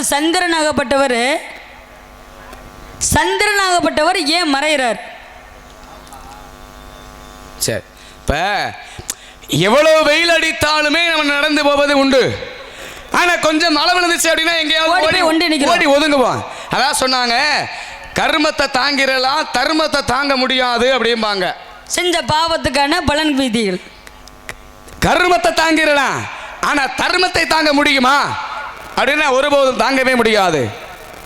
அதுக்கு சில விஷயங்கள் உண்டு. இப்போ பாருங்க, தெய்வங்களுக்குமே ஒவ்வொரு தெய்வங்களுக்கு ஒவ்வொரு வேலை உண்டு. பிரம்மனுக்கு என்ன வேலை அப்படின்னா படைக்கக்கூடிய வேலை, சிவனுக்கு என்ன வேலை அப்படின்னா அழிக்கக்கூடிய வேலை, மகாவிஷ்ணுவுக்கு என்ன வேலை அப்படின்னா காக்கக்கூடிய வேலை. எனக்கு ஒரு வேலை உண்டு, உனக்கும் ஒரு வேலை உண்டு. ஏன்னா எல்லா உயிர்களையுமே பிடிக்கக்கூடிய வேலை யாருக்கு? உயிரை பிடிக்கிற வேலை யாருக்கு? அது யமதர்மனுக்கு. யாருக்கு? யமதர்மன். சரி, எல்லா உயிர்களையுமே பிடிக்கிறது யமன். சரி, ஆனா யமனுடைய உயிரை பிடிச்சது யாரு அப்படின்னா மும்மூர்த்திகளிலே முதல் மூர்த்தியாக விளங்கக்கூடிய சிவனாகப்பட்டவர். எல்லா உயிரையும் பிடிக்கிறது யமன், ஆனா யமனுடைய உயிரை பிடிச்சது சிவன். அப்ப அழகு என்ற சொல்லுக்கு யாரை சொல்லுவா? அழகு அப்படின்னா யாரு? அழகு என்பது தேவலோகத்தில் இருக்கக்கூடிய எல்லோருக்கும் ஆண்கள் இருந்து பெண்கள் வரைக்கும் எல்லாருமே அழகா இருப்பாங்க. ஏன்னா அழகுல சிறந்தவங்க யாரு அப்படின்னா தேவலோகவாசி எல்லோருமே அழகுதான். இப்ப சொன்னீங்கல்ல யமதர்மன் அப்படின்னு, அவனு ரொம்ப அழகானவன். ஆனா அவ்வளவு அழகாக இருந்த யமதர்மனாகப்பட்டவன் கடைசியில கருப்பாக அகோர கோர முகமாக மாறியது. அழகாத்தான் இருந்தான், ஏன் அவன் முகம் கோர முகமா மாறுச்சு? சொல்லு பாப்பா. நான் கேட்டதுனால திருப்பி கேட்குறீங்களா? என்னங்க கொடுமை? சாமி எதாவது கேட்குறீ அப்படின்னு உங்கள்கிட்ட விவரத்தை கேட்கலாம் அப்படின்னு சொல்லி திருநா கேட்டேன். இப்போ திருப்பி கேள்வி கேட்குறீங்களா? என்ன விஷயம்? அப்போ நீ ஆரம்பத்தில் என்ன பண்ணிருக்கணும்? என்ன விஷயம்னா, தெரியாத பிள்ளைக்கு இவ்வளவு வாய் தேவையில்லை, அடி பணிஞ்சு போக பழகணும். கடுகு சிறுத்தாலும் காரம் குறையாது அப்படின்ட்டுவாங்க. உங்கள் காலில் கீழே உங்கள் காலில் நான் கும்பிட்டு விழுக்கணுமா? இந்த இதில் எனக்கு கிரகம் இல்லை, எனக்கு என்ன தலையில் உங்கள் காலுக்கு தொட்டு கும்பிடணும். இப்போ கிரகங்கள் என்பது மொத்தம் 7. இப்பொழுது உள்ள கிரகம் எத்தனை அப்படின்னா 9. கடைசியாக ராகு கேது என்று சொல்லக்கூடியது கடைசியாக சேர்க்கப்பட்டது. அதை நான் கேட்கல. இப்ப கேட்டது என்ன? சிவனுடைய சிவபெருமான் எல்லாத்துக்கும் ஒரு கடமையை கொடுத்துருப்பார், வேலையை கொடுத்துருப்பார். யமதர்மனுக்கு ஒரு வேலையை கொடுத்துருக்கார், உயிர்களை எடுக்கக்கூடிய வேலை. அப்போ அந்த உயிர்களை எடுக்கக்கூடிய யமதர்மன் எதுக்காக தேவலோகத்தில் உள்ள வருவதானே? அவனு ஏன் அவ்வளோ கொடூரமாக இருக்காரு அப்படின்டா அது அவருக்கு கிடைத்த சாபம். என்ன சாபம் அப்படின்டா அவருடைய கடமை உயிர்களை எடுக்கக்கூடிய கடமை. அதை விட்டுட்டு என்ன பண்ணிட்டாரு, தேவலோகத்தில் இருக்கக்கூடிய பெண்களோட உல்லாசமாக இச்சையில் இருந்தார். அப்போ தேவலோகத்தில் இருக்கக்கூடிய சனத்தொகை அதிகமாக போயிருச்சு. அப்போ இறப்பு குறைவாயிருச்சு, பிறப்பு அதிகமாயிருச்சு. அப்போ இருக்கும்போது எல்லாரும் போய் சிவபெருமான்ட்டு முறையிடுறாங்க, சுவாமி லோகத்தை காப்பாற்றுங்க, உயிர்கள் எல்லாமே பெருகிருச்சு, இறப்புகள் குறைஞ்சிருச்சு, சனத்தொகை அதிகமாகிட்டே இருக்கு, அதனால் நீங்கள் தான் யமதர்மன் இருந்து கூப்பிட்டு கண்டிக்கணும் அப்படின்றார். அவருடைய கடமையை விட்டுட்டு பெண்களோட உல்லாசமாக இருக்காரு அப்படின்னு சொல்கிறார். அப்போ சிவபெருமான் பூதகணங்களை விட்டு ஏவி கூப்பிட்றார். உடனே யமதர்மனை அழைச்சிட்டு வாங்க அப்படின்னா அவர் வர மறுக்கிறார். சரி, அந்த சிவபெருமான் கூப்பிட்டு நான் வரணுமா, நான் வர முடியாது, அவரை வர சொல்லு அப்படின்னு. அப்போ அவர் போய் பார்க்குறார், யமதர்மா அப்படின்னா ஏம்மா என்ன பண்ணிக்கிட்டு இருக்க அப்படின்ல, நான் என்னுடைய வேலையை சரியாக தான் செய்கிறேன், உன்னுடைய வேலை என்ன சரியாக செய்கிறேன், என் வேலை சரியாக தாங்க செய்யுது. இப்போ பெண்களோட உல்லாசமாக இருக்க உன்னால் லோகமே அதிரப்ப நிற்கிது அப்படின்னு. அப்படி கிடையாது. நான் யார்கிட்டையும் எந்த பொம்பளையும் நான் போகலை. ஒரு சாதாரணமாக சொல்கிறார், நான் எந்த பொம்பளையும் தேடி போகலை, பொம்பளை தான் என்னை தேடி அழகாக இருக்கமுட்டு வர்றாரு, அதனால் எங்கள் மேலே தப்பு கிடையாது அப்படின்றார். அப்போ இவ்வளோ திமுறாக பேசினவருக்கு பாடம் கற்பிக்கணும் இல்லையா? அப்போ சிவபெருமான் சொல்கிறாரு, ஏம்மா இந்த தொட்டி, ஒரு தொட்டியில் நிறைய தண்ணியை தொட்டி நிரப்பி அதில் போய் உன்னுடைய முகத்தை உருவத்தை பாரு அப்படின்னு சொல்லிக்காரு. அங்கே போய் உன்னை பாரு அப்படின்ட்டாரு. அப்போ இவர் தண்ணியை தொட்டி முகத்தை தானே பார்க்க சொல்கிறாரு. அப்படி யமன் போய் முகத்தை போய் அந்த தொட்டியில் பார்க்குறாரு. தொட்டியில் பார்க்கும்போது கொடூரமான முகம், தலையில் கொம்போட, கையில் கைத்தோட, கருப்ப உருவமாக, பல்லு கோர பல்லு நீண்ட உருவத்தில் எரும மாட்டில் உட்காந்த மணிக்கு ஒரு உருவம் தெரியுது. பார்த்து பயப்படுறாரு. சிவபெருமானே இது பார்க்கவே கொடூரமாக இருக்குது, எனக்கு ரொம்ப பயமாக இருக்குது, இது யார், அது வேறு யாரும் கிடையாது, அது உன்னுடைய உருவந்தான், இனிமேல் நீ உயிரை பிடிக்கும் பொழுது ஆஹா யமன் வர்றாரே அப்படின்ட்டு தவறு செய்யக்கூடியவர்கள், பாவம் செய்யக்கூடியவர்கள் எல்லாருமே பயப்படணும். அதனால் இந்த உருவத்தில் தான் நீங்கள் உயிர்களை பிடிக்கணும் அப்படின்னு சொல்லி சாபம் கொடுத்தார். யாருக்கு? சிவபெருமான் கொடுத்த சாபம் யமதர்மனுக்கு. அதனால தான் இன்றைக்கி யமதர்மன் கருப்பான கோர உருவத்தில் இன்னைக்கு கைத்தில் எருவ மட்டில் இருக்கார். அப்போ சிவன் கொடுத்த சாபத்தினால் யமதர்மனுக்கு அகோர முகமாக மாறியது. ஏன்னா அதே யமதர்மனுக்கு ஓரிடத்திலே மோட்சம் உண்டு. எங்க அப்படின்னா அதுதான் நம்ம மதுரை அழகர் கோவில் இருக்கு பாருங்க. அழகர் கோவிலில் இன்னைக்கும் நடு சாமத்தில் ஒரு பூஜை நடக்கும். யாருக்கு நடக்கும் அப்படின்னா யமதர்மனுக்கு நடக்கும். அதனால தான் யமனுக்கு மோட்சம் உண்டு அழகர் கோவிலில். இன்னைக்கு பேர் அழகர் கோவில், அழகர் மலை அப்படின்னு இன்னைக்கு சொல்கிறோம்.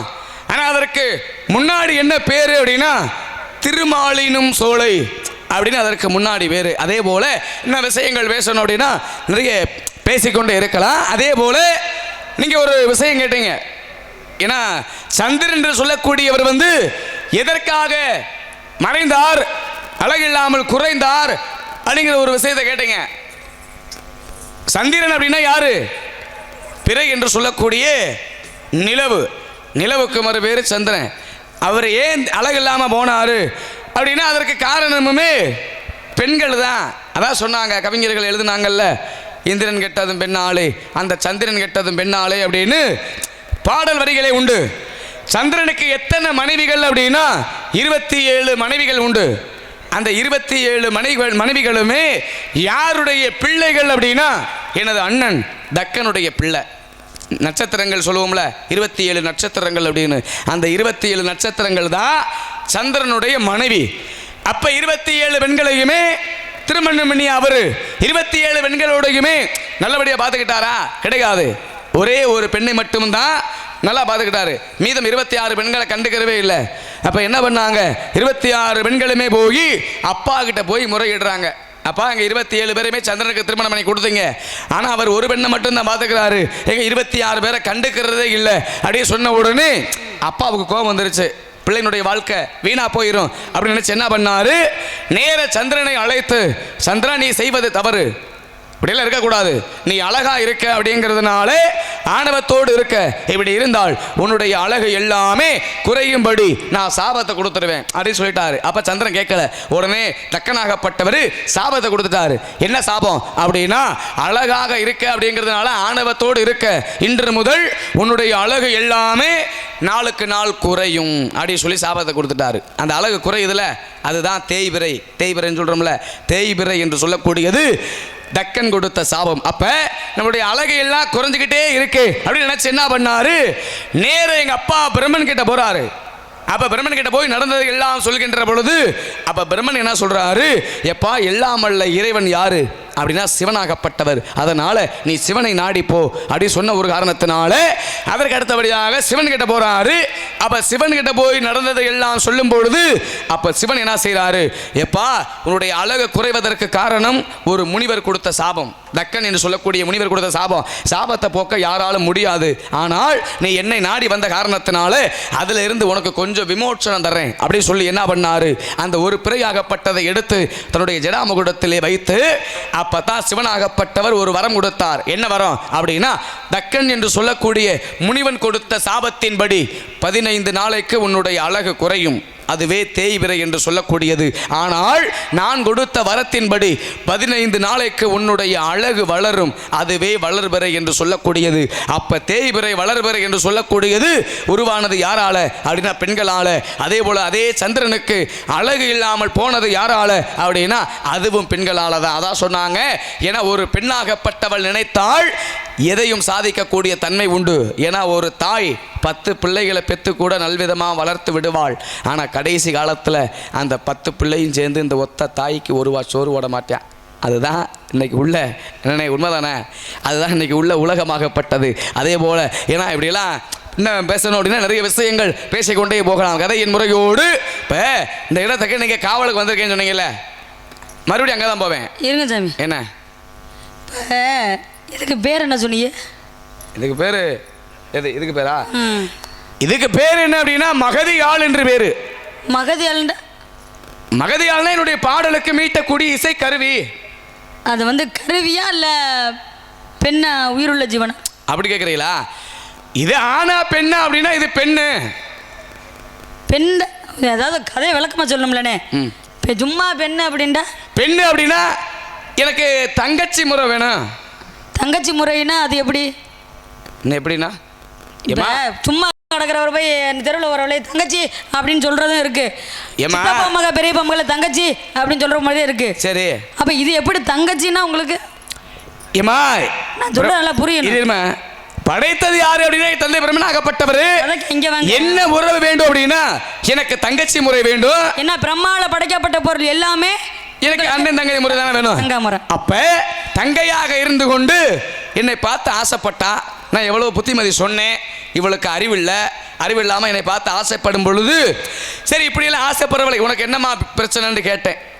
நீங்கள் என்னை கட்டணும் அப்படின்னா தாலி கட்ட முடியாது, ஆனால் யாழ் இப்படி விருப்பப்பட்டதுனால யாழாக மாற்றி கழுத்தில் கட்டி தொங்க விட்டுட்டேன். மற்றவர்கள் கண்ணுக்கு இது யாழாக தெரியும், ஆனால் என்னுடைய கண்ணுக்கு இது ஆடை ஆபரணங்கள் இல்லாத ஒரு பெண்ணாக தெரியும். நல்லா கேட்டுக்கிறங்க. என்ன ஊருக்கு தான் உபதேசம், நாரதருக்கு மட்டும் கிடையாது. அவர் எப்படி மாத்துறாரு பாருங்க.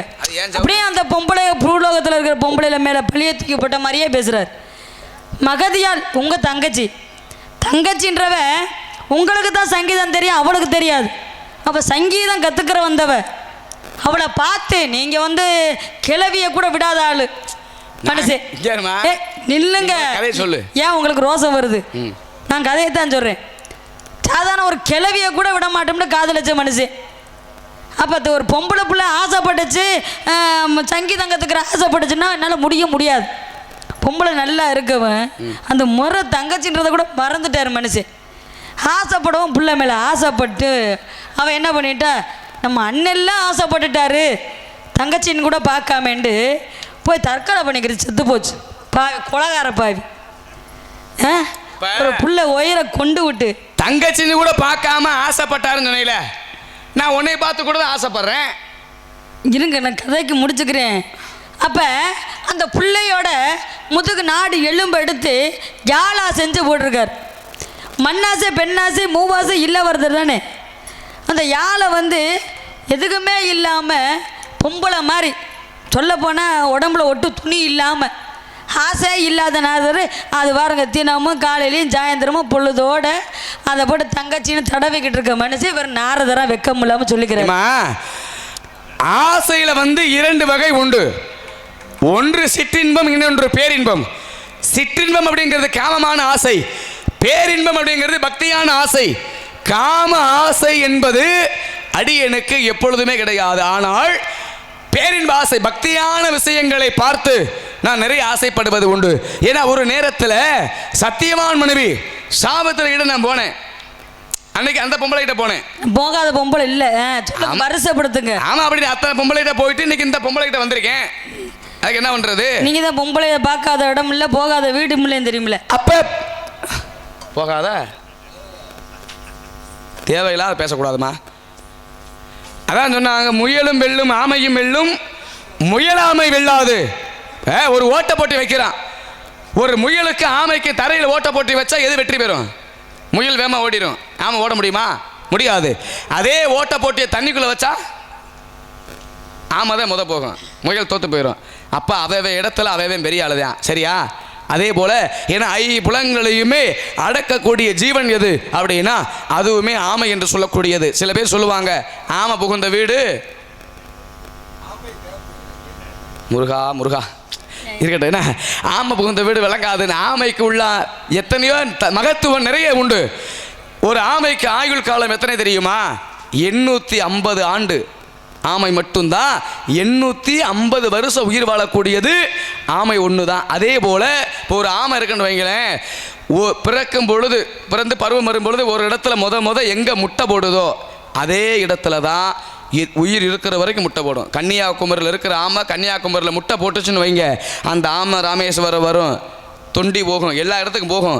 மறுபடியும் எப்போ முட்டை போடணும் நினப்பு வருதோ மறுபடி முட்டை போடுறதுக்கு கன்னியாகுமரி தான் போகும். வேறு எந்த இடத்துலையுமே அது முட்டை போடவே போடாது. அதே போல் அது நீந்துவது, அதிகமாக நீந்துவதை காட்டிலுமே நீரோட்டத்தோடு தன்னை இணைத்து கொள்ளும். அதுதான் ஆமையினுடைய முக்கியத்துவமான ஒன்று. ஆமை அதிகமாக நீந்தாது. தண்ணிக்குள்ள நீரோட்டம் எப்படி போகுதோ அந்த நீரோட்டத்தோடு தன்னை இணைத்து கொள்ளும். அதுதான் ஆமையினுடைய ஒரு முக்கியத்துவமாக ஒன்றாகப்பட்டது. அப்போ முன்னோர்களே நிறைய தவறான விஷயங்களை சொல்லி வகுத்தது உண்டா அப்படின்னா கிடையாது. அவங்க சொல்லி வைத்த விதம் வேறு. இன்னைக்கு காலப்போக்கில் நம்மளா மாற்றிக்கிட்டோம். 1-2 கிடையாது, நிறைய விஷயங்களை. இப்போ நீங்கள் சொன்னீங்க ஆமை நல்லா சொன்னீங்க. நத்தை இருக்குது பற்றியில், அந்த நத்தை மேலே பார்த்தீங்கன்னா கூடாக இருக்கும். அப்போ அந்த நத்தைக்கு திமுறா எப்படி என்ன திமுறை அப்படின்டா, எல்லா ஜீவராசிகளிலும் விடிய காலில் எல்லாருமே பட்டு விடிய முன்னே சிவபெருமானை போய் பார்த்துட்டு வரணும். இது எல்லா உயிரினங்களுக்கும் உள்ள விஷயம். அப்போ இந்த எல்லா ஜீவராசிகளும் போய் சிவபெருமானை பார்த்துட்டு வந்துருச்சான். இந்த நத்தை மட்டும் போய் பார்க்கலையா, அது தாமதமாக போயிருந்துருக்கு. அப்போ சிவபெருமான்கிட்ட சொல்லிச்சான், அவர் கேட்டிருக்காரு, எல்லா ஜீவராசிகளையும் என்னை பார்த்துட்டு போயிருச்சு, நீ மட்டும் இவ்வளோ தாமதமாக வர்றியே அப்படின்னு உனக்கு திமுறான்னு கேட்டுச்சான். அப்போ இந்த நத்தை அசால்ட்டை நம்ம திமுறா பதில் சொல்லிச்சான், நான் வந்திருப்பேன், வேகமாக வந்திருப்பேன், என் கூட்டம் இழுத்துக்கிட்டு உள்ளே இருந்துக்கிட்டு வர முடியல, குழுன்னு இருந்துச்சு, அதனால் வெளியே வர முடியல அப்படின்னு திமுறா சொல்லிச்சான். அதோட சிவபெருமான் கொடுத்தாராம், அப்படியா சொல்கிற, உன் திமுருக்கு இதுதான் சேட்டை அப்படின்ட்டு, இந்த கூட்டோட இழுத்து நீ சாவு அப்படின்னு சாவத்தை கொடுத்தாரு. ஏன்னா அதே போல நத்த கூட்டோடையே தெரியுது. அதே போல ஒவ்வொரு ஜீவன்களை பற்றி எல்லாம் பாருங்க. எறும்பு இருக்கிற இந்த எறும்பாகப்பட்டது ஒரு நேரத்திலே வரம் கேட்டுக்கொண்டது. என்ன கேட்குது? நான் கடித்த உடனே சாகணும். அது கேட்ட அர்த்தம் வேற. நான் கடித்த உடனே கடிச்சவன் செத்து போகணும்னு அது கேட்டது. ஆனால் அதுக்கு அர்த்தம் 2. நான் கடித்த உடனே சாகணும் அப்படின்னா அதே எறும்பாகப்பட்டது கடித்த உடனே என்ன செய்கிறான்? ஒரே அடி இறந்து போதா? அதான் பாருங்க, இப்போ ஒரு கோழி முட்டை போடுது, அது முட்டை போட்டு குஞ்சு பொறிச்சு குஞ்சை பாதுகாப்பாக வளர்க்கும். ஒரு ஆடு குட்டி போடுது, அதனுடைய குட்டிகளை பாதுகாப்பாக வளர்க்கும். எல்லா ஜீவன்களுமே அதாவது பிள்ளைகளை பாதுகாப்பாக வளர்க்கும். இந்த பாம்பு முட்டை போடுதுல, முட்டை போடக்கூடிய பாம்பும் உண்டு, குட்டி போடக்கூடிய பாம்பும் உண்டு. ஆனால் எந்த பாம்பாக இருக்கட்டும் அதனுடைய பிள்ளைகளை பாதுகாப்பாக வளர்க்குமா? வளர்க்காது. ஏன் அப்படி வளர்த்துச்சுன்னா இந்த மண்ணில் மனிதர்களை காட்டிலுமே அதிகமாக பாம்பு தான் இருக்கும். அதனால தான் வெளியில் வந்த உடனே தாய் பாம்பாகப்பட்ட தன் பிள்ளைகளை அதுவே சாப்பிட்ரும். அதே போல் பாருங்கள், அதிகமான நச்சு கொண்டது நிறைய பாம்பு உண்டு. ஆனால் அதில் ஒரே ஒரு பாம்புக்கு பேர் வச்சான். என்ன பேர்? நல்ல பாம்புண்டு பேர். கடிச்சா இறந்து போயிடுவான். அதுக்கு ஏன் நல்ல பாம்புண்டு பேர் வச்சா? அது அப்படி இருக்கட்டும். அடுத்து நம்ம பகுதியில் ஒரு வாய்ப்பு கிடச்சி வருவேன். அதே போல் பாம்பு பிள்ளை சாப்பிடும். இந்த தாய் நண்டு இருக்கவே இருக்காது. ஏன் தெரியுமா? ஒரு நண்டாகப்பட்டது நண்டு குஞ்சு வெளியில் வரும் பொழுது அதாவது வயிறாகப்பட்டது வெடிச்சு தான் வெளியில் வரும். குஞ்சு நண்டு வெளியில் வரும் பொழுது தாய் நண்டாகப்பட்டது உயிரோடு இருக்கவே இருக்காது. இது மட்டும் கிடையாது, இன்னும் நிறைய வித்தியாசமான உயிரினங்கள் நிறைய உண்டு. ஆணும் பெண்ணும் சேர்ந்தா தான் குழந்தை பெற முடியும். ஒரு ஆடும் கிடாய் சேர்ந்தா தான் ஆடு குட்டி போடும். ஆனால் ஆண் பறவையும் பெண் பறவையும் சேராமல் ஒரு பறவை முட்டை போடும். எந்த பறவை? அதுதான் மயில். ஆண் மயிலும் பெண் மயிலும் இணை சேராது. இணை சேராமல் முட்டை போடக்கூடியது அதுதான் மயிலாகப்பட்டது. வாய் வழிய உண்டு, வாய் வழியவே மலம் கழிக்கக்கூடியது எது? அதுதான் வௌவால் என்று சொல்லக்கூடியது. பறவை இனத்தில் பிறந்து பறக்காதது பெண் குயின், அது பறவை இனம், ஆனால் அது பறக்காது. விலங்கு இனத்தில் பிறந்து பறக்கக்கூடியது எது அப்படின்னா அதுதான் வௌவால் என்று சொல்லக்கூடியது. ஏன்னா எல்லாத்தையுமே படைச்சது யாரு? முருகப்பெருமானும் எங்க அப்பா பிரம்மதேவனும். அதனால நிறைய உயிரினங்கள் உண்டு. அதெல்லாம் ஒரு புறமாக இருக்கட்டும். அருமையா பேசுறீங்க, அழகா பாடுறீங்க. ஆனா இதெல்லாம் தெரிந்த உனக்கு அந்த ஒன்று மட்டும் தெரியவில்லை. எந்த ஒன்று தெரியவில்லை அப்படின்னா என்ன சொல்ல வரேன் அப்படின்னு இப்படி பருவத்தோடு இருக்கிற உமக்கு ஒரு பதி, அவர் யாரு அப்படின்னு கேட்டால் அவரே தமிழ் கடவுள் என்று சொல்லக்கூடிய அந்த முருகப்பெருமானை உனக்கு நான் புருஷனா பார்த்துட்டு வந்திருக்கேன். சொல்லாமல் அள்ளு பகலும் இந்த அவனுக்கு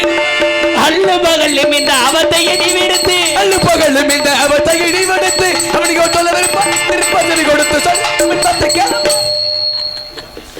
என்ன பெருசா சொல்லிவிட்டிய? பெருசா என்ன பெருசா சொல்லிவிட்டிய? பெருசாதான் இருக்கு.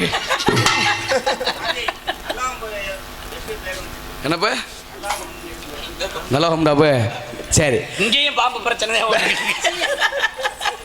ஏன்னா சரி சொல்லு இருக்க. ஏன்னா அதிகமான நச்சு உண்டு. நல்ல பாம்பு கடிச்சா இறந்து போயிடுவான். இப்போ நல்ல பாம்பு தீண்டின உடனே என்ன செய்யும் அப்படின்னு எந்திரிச்சு நிற்கும். ஏன் அப்படி நிற்குது சொல்லுவாங்க, படம் எடுக்குதும்பாங்க. அது என்ன செய்யும்னா யார் தீண்டினாங்களோ அந்த தீண்டினவங்களை பார்த்து இப்படி நிற்கும் பொழுது அது என்ன செய்யும்னா ஒவ்வொரு மனிதருடைய உடலில் வந்து ஒவ்வொரு வேர்வை வாசனை உண்டு.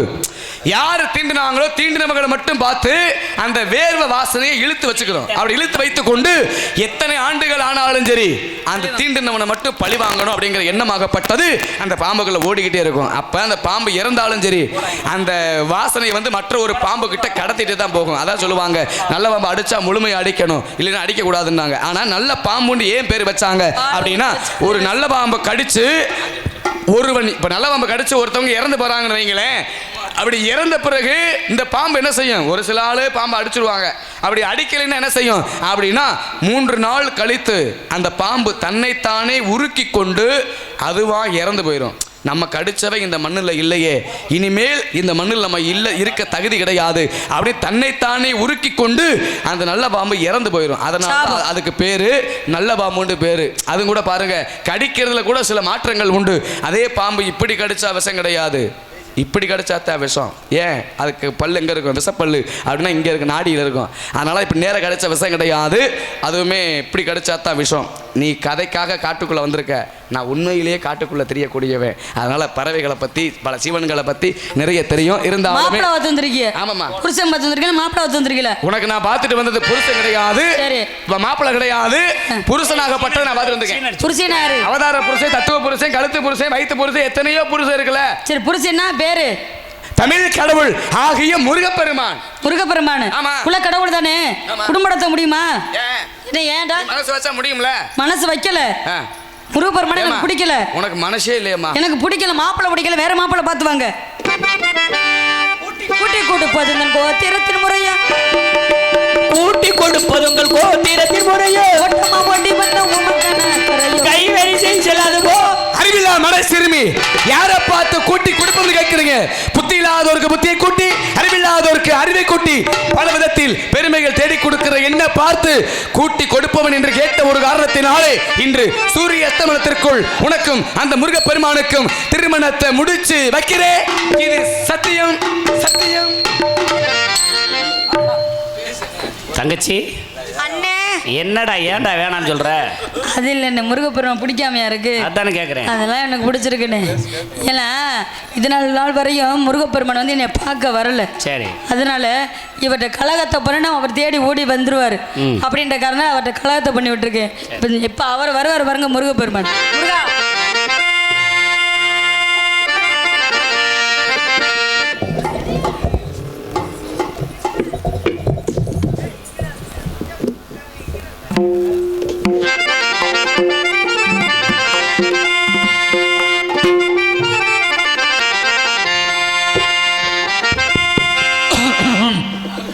வானாக்கி மண்ணாக்கி வலியாக்கி ஒளியாக்கி ஊனாக்கி உயிராக்கி உண்மையுமாய் என்மையுமாய் கோனாக்கி யார் எனது என்று அவரவரை கூத்தாட்டு நின்றாகி என் சொல்லி வாழ்த்தவரை திருச்சிற்றம்பலம். சம்பு மகாதேவா.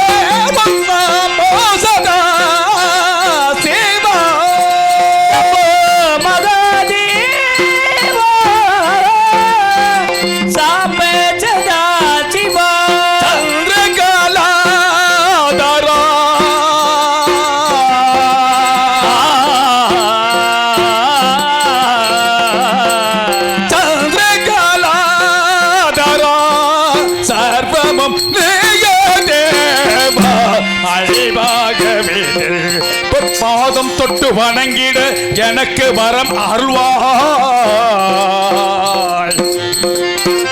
தேவா.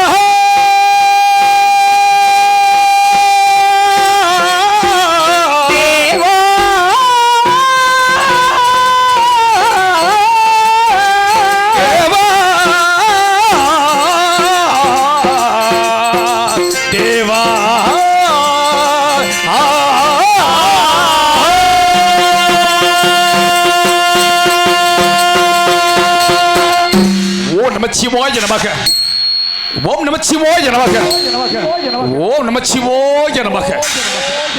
எந்தெந்த காலங்களில் தர்மம் மீட்சி பெற்று அதர்மம் தலை தோங்குகிறதோ அந்தந்த காலங்களில் எம்மை சொல்வார் தற்புடம், அகோரம், ஈசானம், வாமம், சத்யோ சாந்தம் சொல்லக்கூடிய ஐம்பூதங்களையும் சூர்தம், ஸ்மிருதம், சங்கேத கௌதுதி, ஆயுதயம், சதாபதம், சங்கீதம், பஞ்சதீப மந்திரம், நியாயம், ஈசவாஸ், ரிக், யசுர், சாம, அதர்வனம் ஆகிய 4 மரங்களை உலகம் அறிவும் ஆற்றலும் பெற அருளிய என் தந்தை சிவபெருமனை கொண்டைய நெட்டிக்கல்லிருந்து 6 போரிக்கலாக சரப்பகை உள்ள அந்த 6 குழந்தைகளாக அவதரித்தது. காசி விசாலாட்சியாய், காஞ்சியில் காமாட்சியாய், மதுரையில் மீனாட்சியாய் எங்கும் நிறைந்து காட்சி தரும் எனதோ அன்னையின் அருளாள். அசோக் தலைவன் எல்லாற்றையும் பெற்ற விளங்கியதாக அந்த போதிலும் ராசோக்களிய இச்சனுக்கும் ஆணுக்கும் அடிமையாகி தன்னை அதர்ம வழியில் ஈடுபடுத்திக் கொண்டு உலகத்தை தர்மத்தை அழிக்க தலைப்படுத்த காரணமாக அவசரை அழித்து அமர்கோல் மகளை திருமண புரிந்து தேவக மனமாக்கில இக்கலகத்தை அமைக்கிறேன். அந்த காலை பொழுதிலே இந்த உலகையெல்லாம் காத்தக்கூடிய என்னுடைய தாய் அவளை வணங்கிவிட்டு பின்பு நாரத மனோர் சென்ற காலத்தால் ஊருக்கெல்லாம் அவள் தான் உபகாரியாக இருக்கக்கூடியவளை இங்கே முருகனாக நடித்துக் கொண்டிருக்கும் மரியாதைக்குரிய அன்பண்ணன் தெய்வேந்திரன் அவர்களுக்கு பொன்னாடி என்று புகழாரம் சூட்டப்படுகிறார். பொன்னாடை போட்டு மகிழ்படுத்திய மாபெரும் விழா கமிட்டி சார்பாகவும் எங்களுடைய கலெக்டர் சார்பாகவும் கோடானு எண்ணியை தெரிவித்துக் கொண்டு எங்களை பெயர் தொடங்குகிறோம். சரிகமபதனிசா கௌரி மனோகரி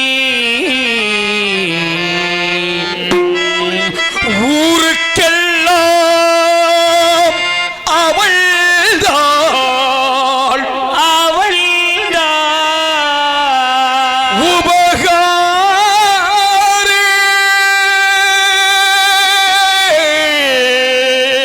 திருவீர் காட்டினிலே வாழும் கருமாரி ஊருக்கெல்லாம் அவள்தான் உபகாரி. ஊருக்கெல்லாம் அவள்தான் உபகாரி. ஊருக்கெல்லாம் அவள்தான் உபகாரி. திருவே காட்டினிலே வாழும் கருமாரி. ஊருக்கெல்லாம் அவள்தான் உபகாரி. திருவேர் காட்டினிலே வாழும் கருமாரி. ஊரு உபகாரி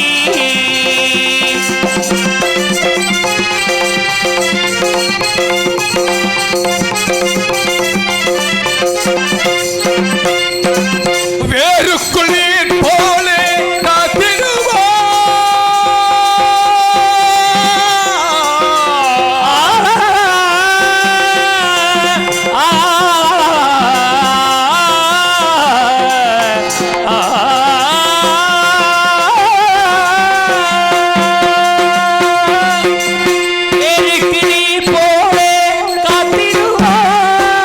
வேருக்குள் நீர் போலே காத்திடுவாள் அன்பர் வேண்டிடுவரும் தோது பார்த்திடுவார். ஊருக்கெல்லாம் அவள்தான் உபகாரி.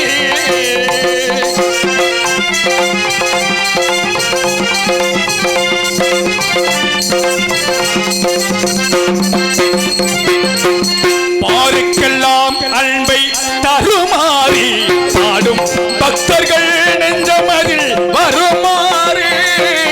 பாருக்கெல்லாம் அன்பை தருமாறி பாடும் பக்தர்கள் நெஞ்சமதில் அருள்மாறி ஓருக்கு வாழ்வழிக்கும் அருள்மாறு.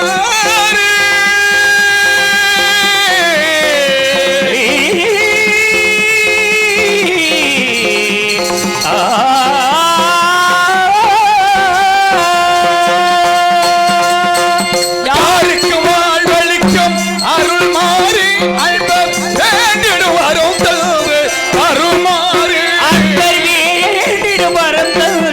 தருமாறி ஊருக்கெல்லாம் அவள்தான் உபகாரி. காட்டினிலே வாழும் தருமாறி ஊருக்கெல்லாம் அவள்தான் உபகாரி. உபகாரி உபகாரி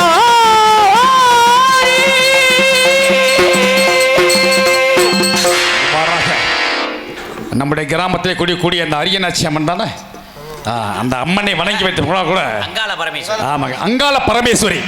ஆமாம், அங்காள பரமேஸ்வரி தாயை வணங்கிய பின்பு என யானை வரை பின்னி மணி யோசியர் முன்னே சொல்வது கிணங்க நார வீணாகாலம் கேட்கிறது. வர வேண்டும் ஐயனே, வருக வருக வருக.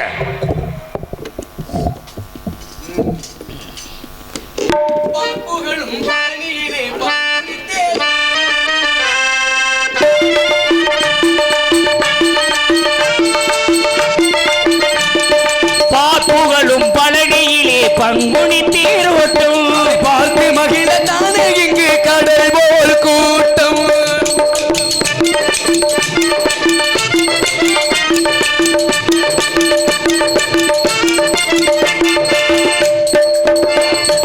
தங்க தேரு முருகன் வரும் அழகே அழகாம், அதை தனித்தமிழில் பாட பாட சேரும் புகழாம்.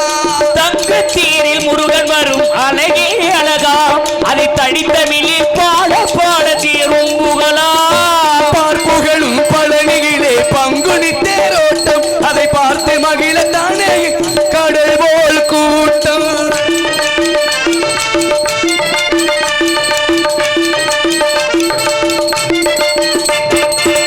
ஓங்கார வேலனிவன் ஒளிமுகச் சிரிப்பு, அது உலகத்தையே கவர்ந்து இழுக்கும் அழகில் விரிப்பு.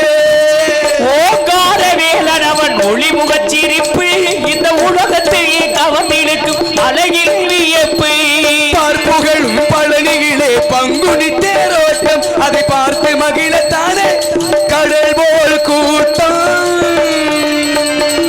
முருகா வந்தனம் தீயினுள் தென்றல் நீ, பூவினுள் மனம் நீ, அனைத்து உட்பொருளும் நீ, தங்களை வணங்குகின்றேன் முருகா. வர வேண்டும் வர வேண்டும் வர வேண்டும். நாரத மகாமணி வரை வர வேண்டும் முருகா.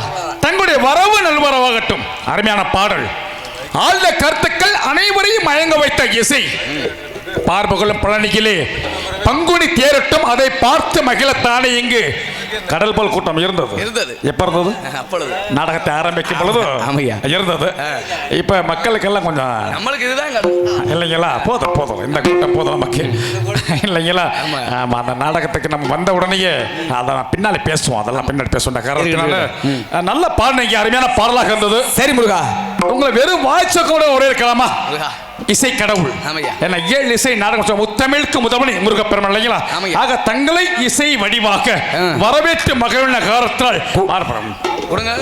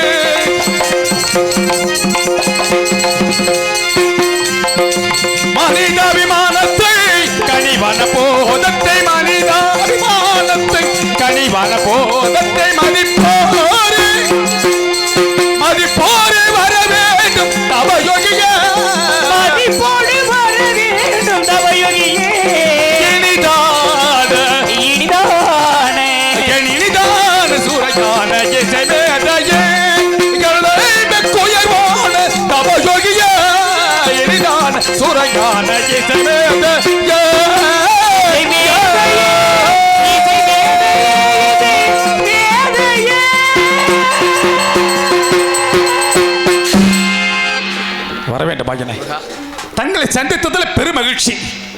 காரணம் இல்லாமல் தாங்கள் எங்கும் செல்வதில்லை என்பதை யாம் அறியோ என்று தாங்கள் என்ன சந்திக்க வந்திருக்கீங்க. ஏதேனும் முக்கியமான விசேஷம் எண்ணுகிறேன்.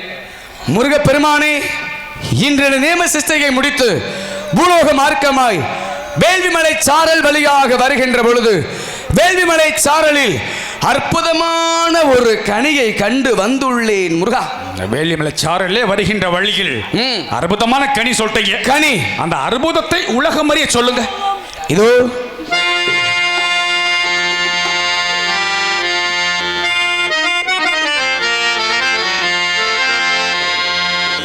மாங்கனிக்கும் தேன் கதலியே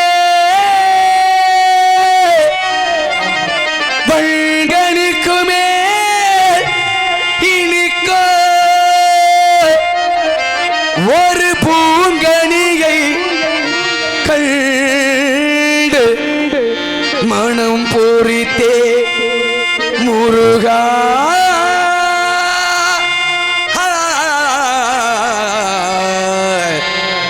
முருகா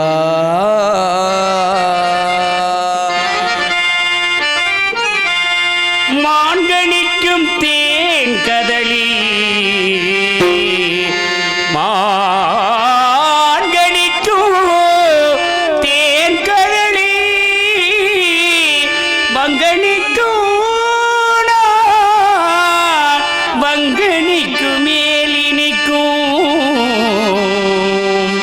ஒரு பூங்கணியை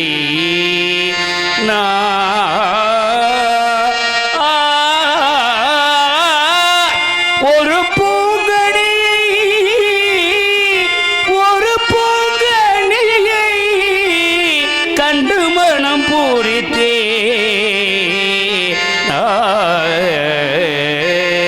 சரிக மதசா சத மகரிசா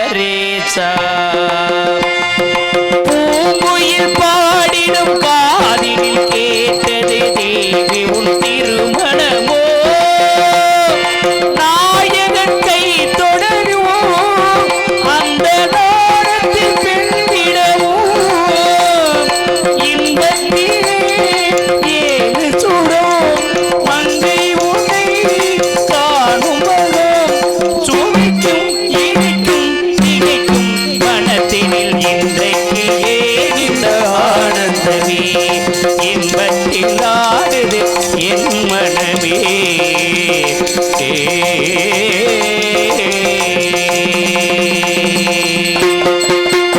முருகா அந்த வகைகளை மாங்கனிக்கும் தென்கதனை வன்கணிக்கும் மேல்கணிக்கும் ஒரு பூங்கனியை கண்டு மனம் உரைத்தே அக்கணியை இக்கணமே கொய்யாமல் கொய்து அணைத்து கொள்வீர் ஐயா முருகா.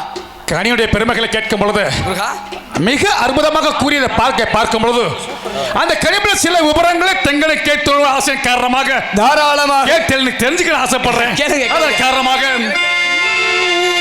ஸ்லாக்கமல்ல மோனிகா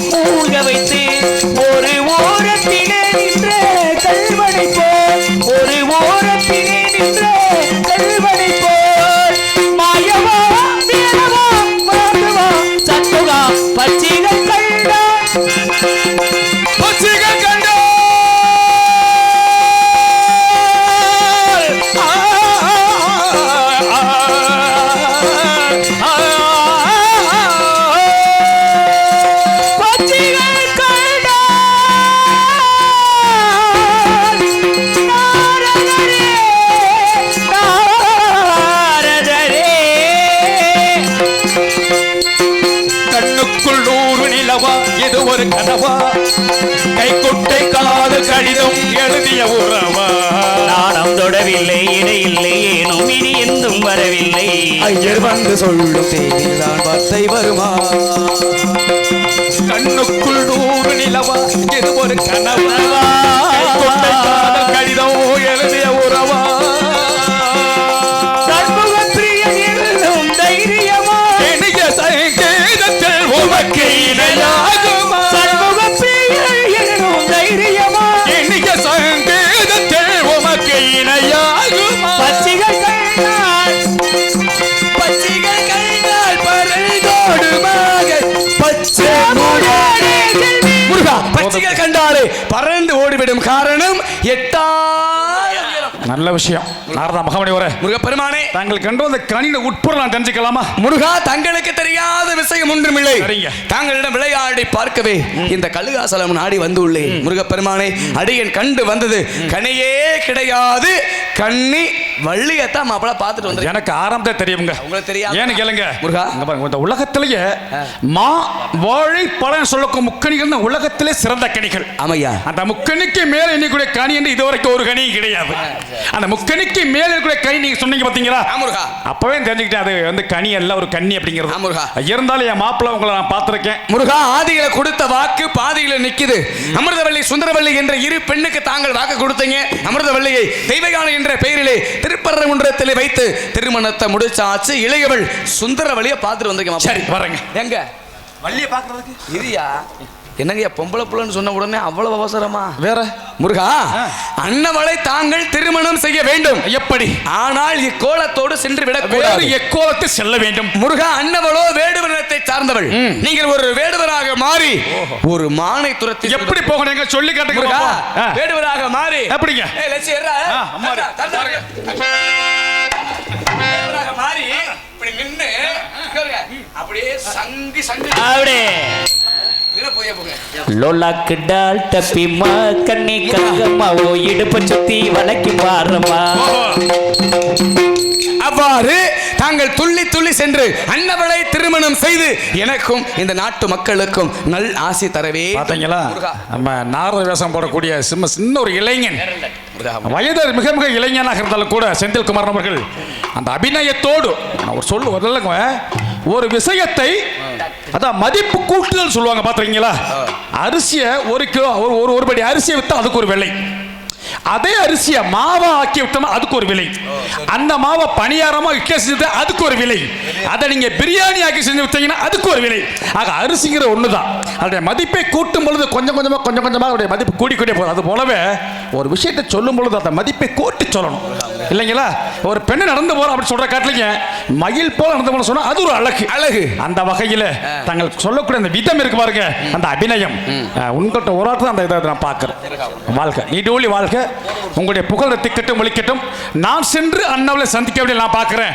திருமணத்தை வந்து உங்களுடைய தலைமை நடைபெறும் வந்துருங்க கண்டிப்பா தங்களுடைய தலைமை திருமணம் நான் நேரம் ரொம்ப குறைவாக இருக்கிறது நான் சென்று அண்ணாவில் சந்திக்க வேண்டிய வேலை பார்க்கிறேன் வாழ்க்கை நீடூழி வாழ்க்கை முருகா முருகா முருகா உங்களுடைய ஆசை ஒன்றே போதும் வெற்றிவேல் முருகனுக்கு அரோகரா வீரவேல் முருகனுக்கு அரோகரா வேலனுக்கு அரோகரா அரோகர அரோகர அரோகரா என்று சொன்னாலே 1000 பாவம் போகும் ஏன்னா கிரேதா திரேதா துவாபர யுகம் கலியுகம் என்று சொல்லக்கூடிய இந்த 4 யுகத்திலே இன்றைக்கு நம்மளாம் வாழ்ந்து கொண்டிருப்பது என்ன யுகம் அப்படின்னா கலியுகமாகப்பட்டது இந்த கலியுகத்திலே யாரை நினைக்க வேண்டும் யாரை வணங்க வேண்டும் அப்படின்னா தமிழ் கடவுள் என்று சொல்லக்கூடிய அந்த முருகப்பெருமானை நினைத்து வணங்க வேண்டும் இங்கே வருவதற்கு இந்த சின்னஞ்சிறு கலைஞனுக்கு வாய்ப்பு கொடுத்த கிராம பொதுமக்களுக்கும் விழா கமிட்டியார் நன்றி பிற கமிட்டியார்களுக்கும் பெரியோர்களுக்கும் தாய்மார்களுக்கும் மற்றும் ஒரு நாடகத்திற்கு இப்படித்தான் ஒளிபெருக்கி அமைக்க வேண்டும் அப்படிங்கிற முறையிலே சிறப்பான முறையிலே ஒளிபெருக்கி அமைத்த ஏவிஎம் ஆடியோஸ் உரிமையாளருக்கும் அதிலே பணிபுரியக்கூடிய அன்பு சொந்தங்களுக்கும் மற்றும் இந்த நாடகத்தை சிறப்பான முறையிலே அமைத்து கொடுத்த உங்கள் வீட்டு செல்லப்பிள்ளையும் ஆகிய அருமை சித்தப்பா குணசேகரன் அன்பு அப்பா அவர்களுக்கும் எனது உயிரிலும் மேலான பக்கமேல கலைஞர்களுக்கும் அவர்களுடைய பொற்பாதத்தை தொட்டு வணங்கிவிட்டு நன்றி நன்றி நன்றி அடுத்து மீண்டும் உங்களை வந்து சந்திக்கும் வரை உங்களிடமிருந்து நீங்க விடைபெறுகிறேன் எல்லோருக்கும் வணக்கம் வணக்கம் தென்னகத்தின் மருது புகழ் பாடிடுவோம் நம் தெய்வமாக மருதிருவரை வணங்கிடுவோம். தெய்வம் என மருதிருவரை வணங்கிடுவோம். தென்னகத்து மருது புகழ் பாடிடுவோம் நாம். தென்னகத்து மருது புகழ் பாடிடுவோம். மனதில் தெய்வமாக மருதிருவரை வணங்கிடுவோம் நாம். தெய்வமாக மருதிருவரை வணங்கிடுவோம். தென்னகத்து மருது புகழ் பாடிடுவோம் பாடிடுவோம்.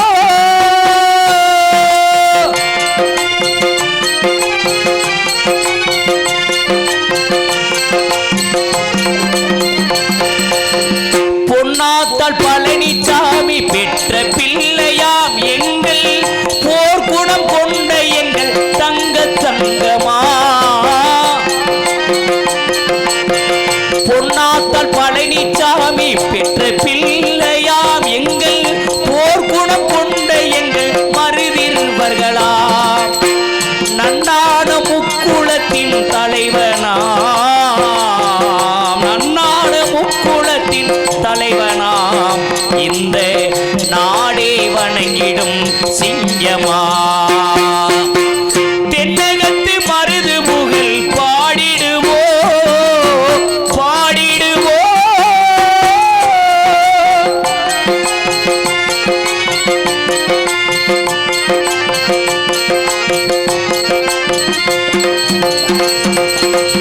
சேர்வைகுல வம்சத்திலே பிறந்த சிங்கமாம் எங்கள் சின்ன மருது பெரிய மருது போற்றும் சங்கமா.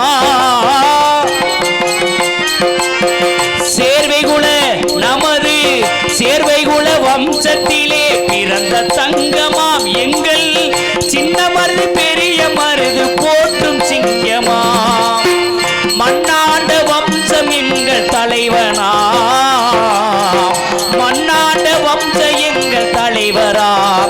இந்திராணி வளர்த்து எடுத்த எங்கள் சிங்கமா. தென்னகத்து மருது புகழ் பாடிடுவோம் பாடிடுவோம்.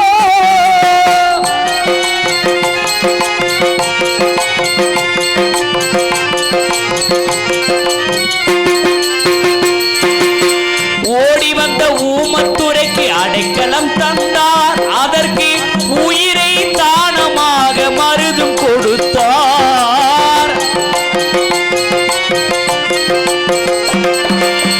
ஓடி வந்த ஊமத்துறைக்கு அடைக்கலம் கொடுத்தார். அதற்கு உயிரை தானமாக மருது கொடுத்தார். வளரி வம்சத்திலே பிறந்தாராம். வளரி வம்சத்திலே பிறந்தாராம். எங்கள் அகம்புடைய வம்சத்தினின் தங்கமா.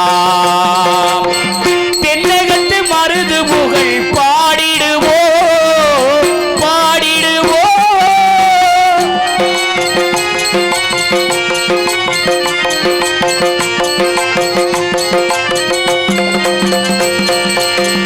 அக்டோபர் 27 அவரின் குரு பூஜை. அங்கே அலைக்கடல் போல கூட்டமாக புடியர்களா.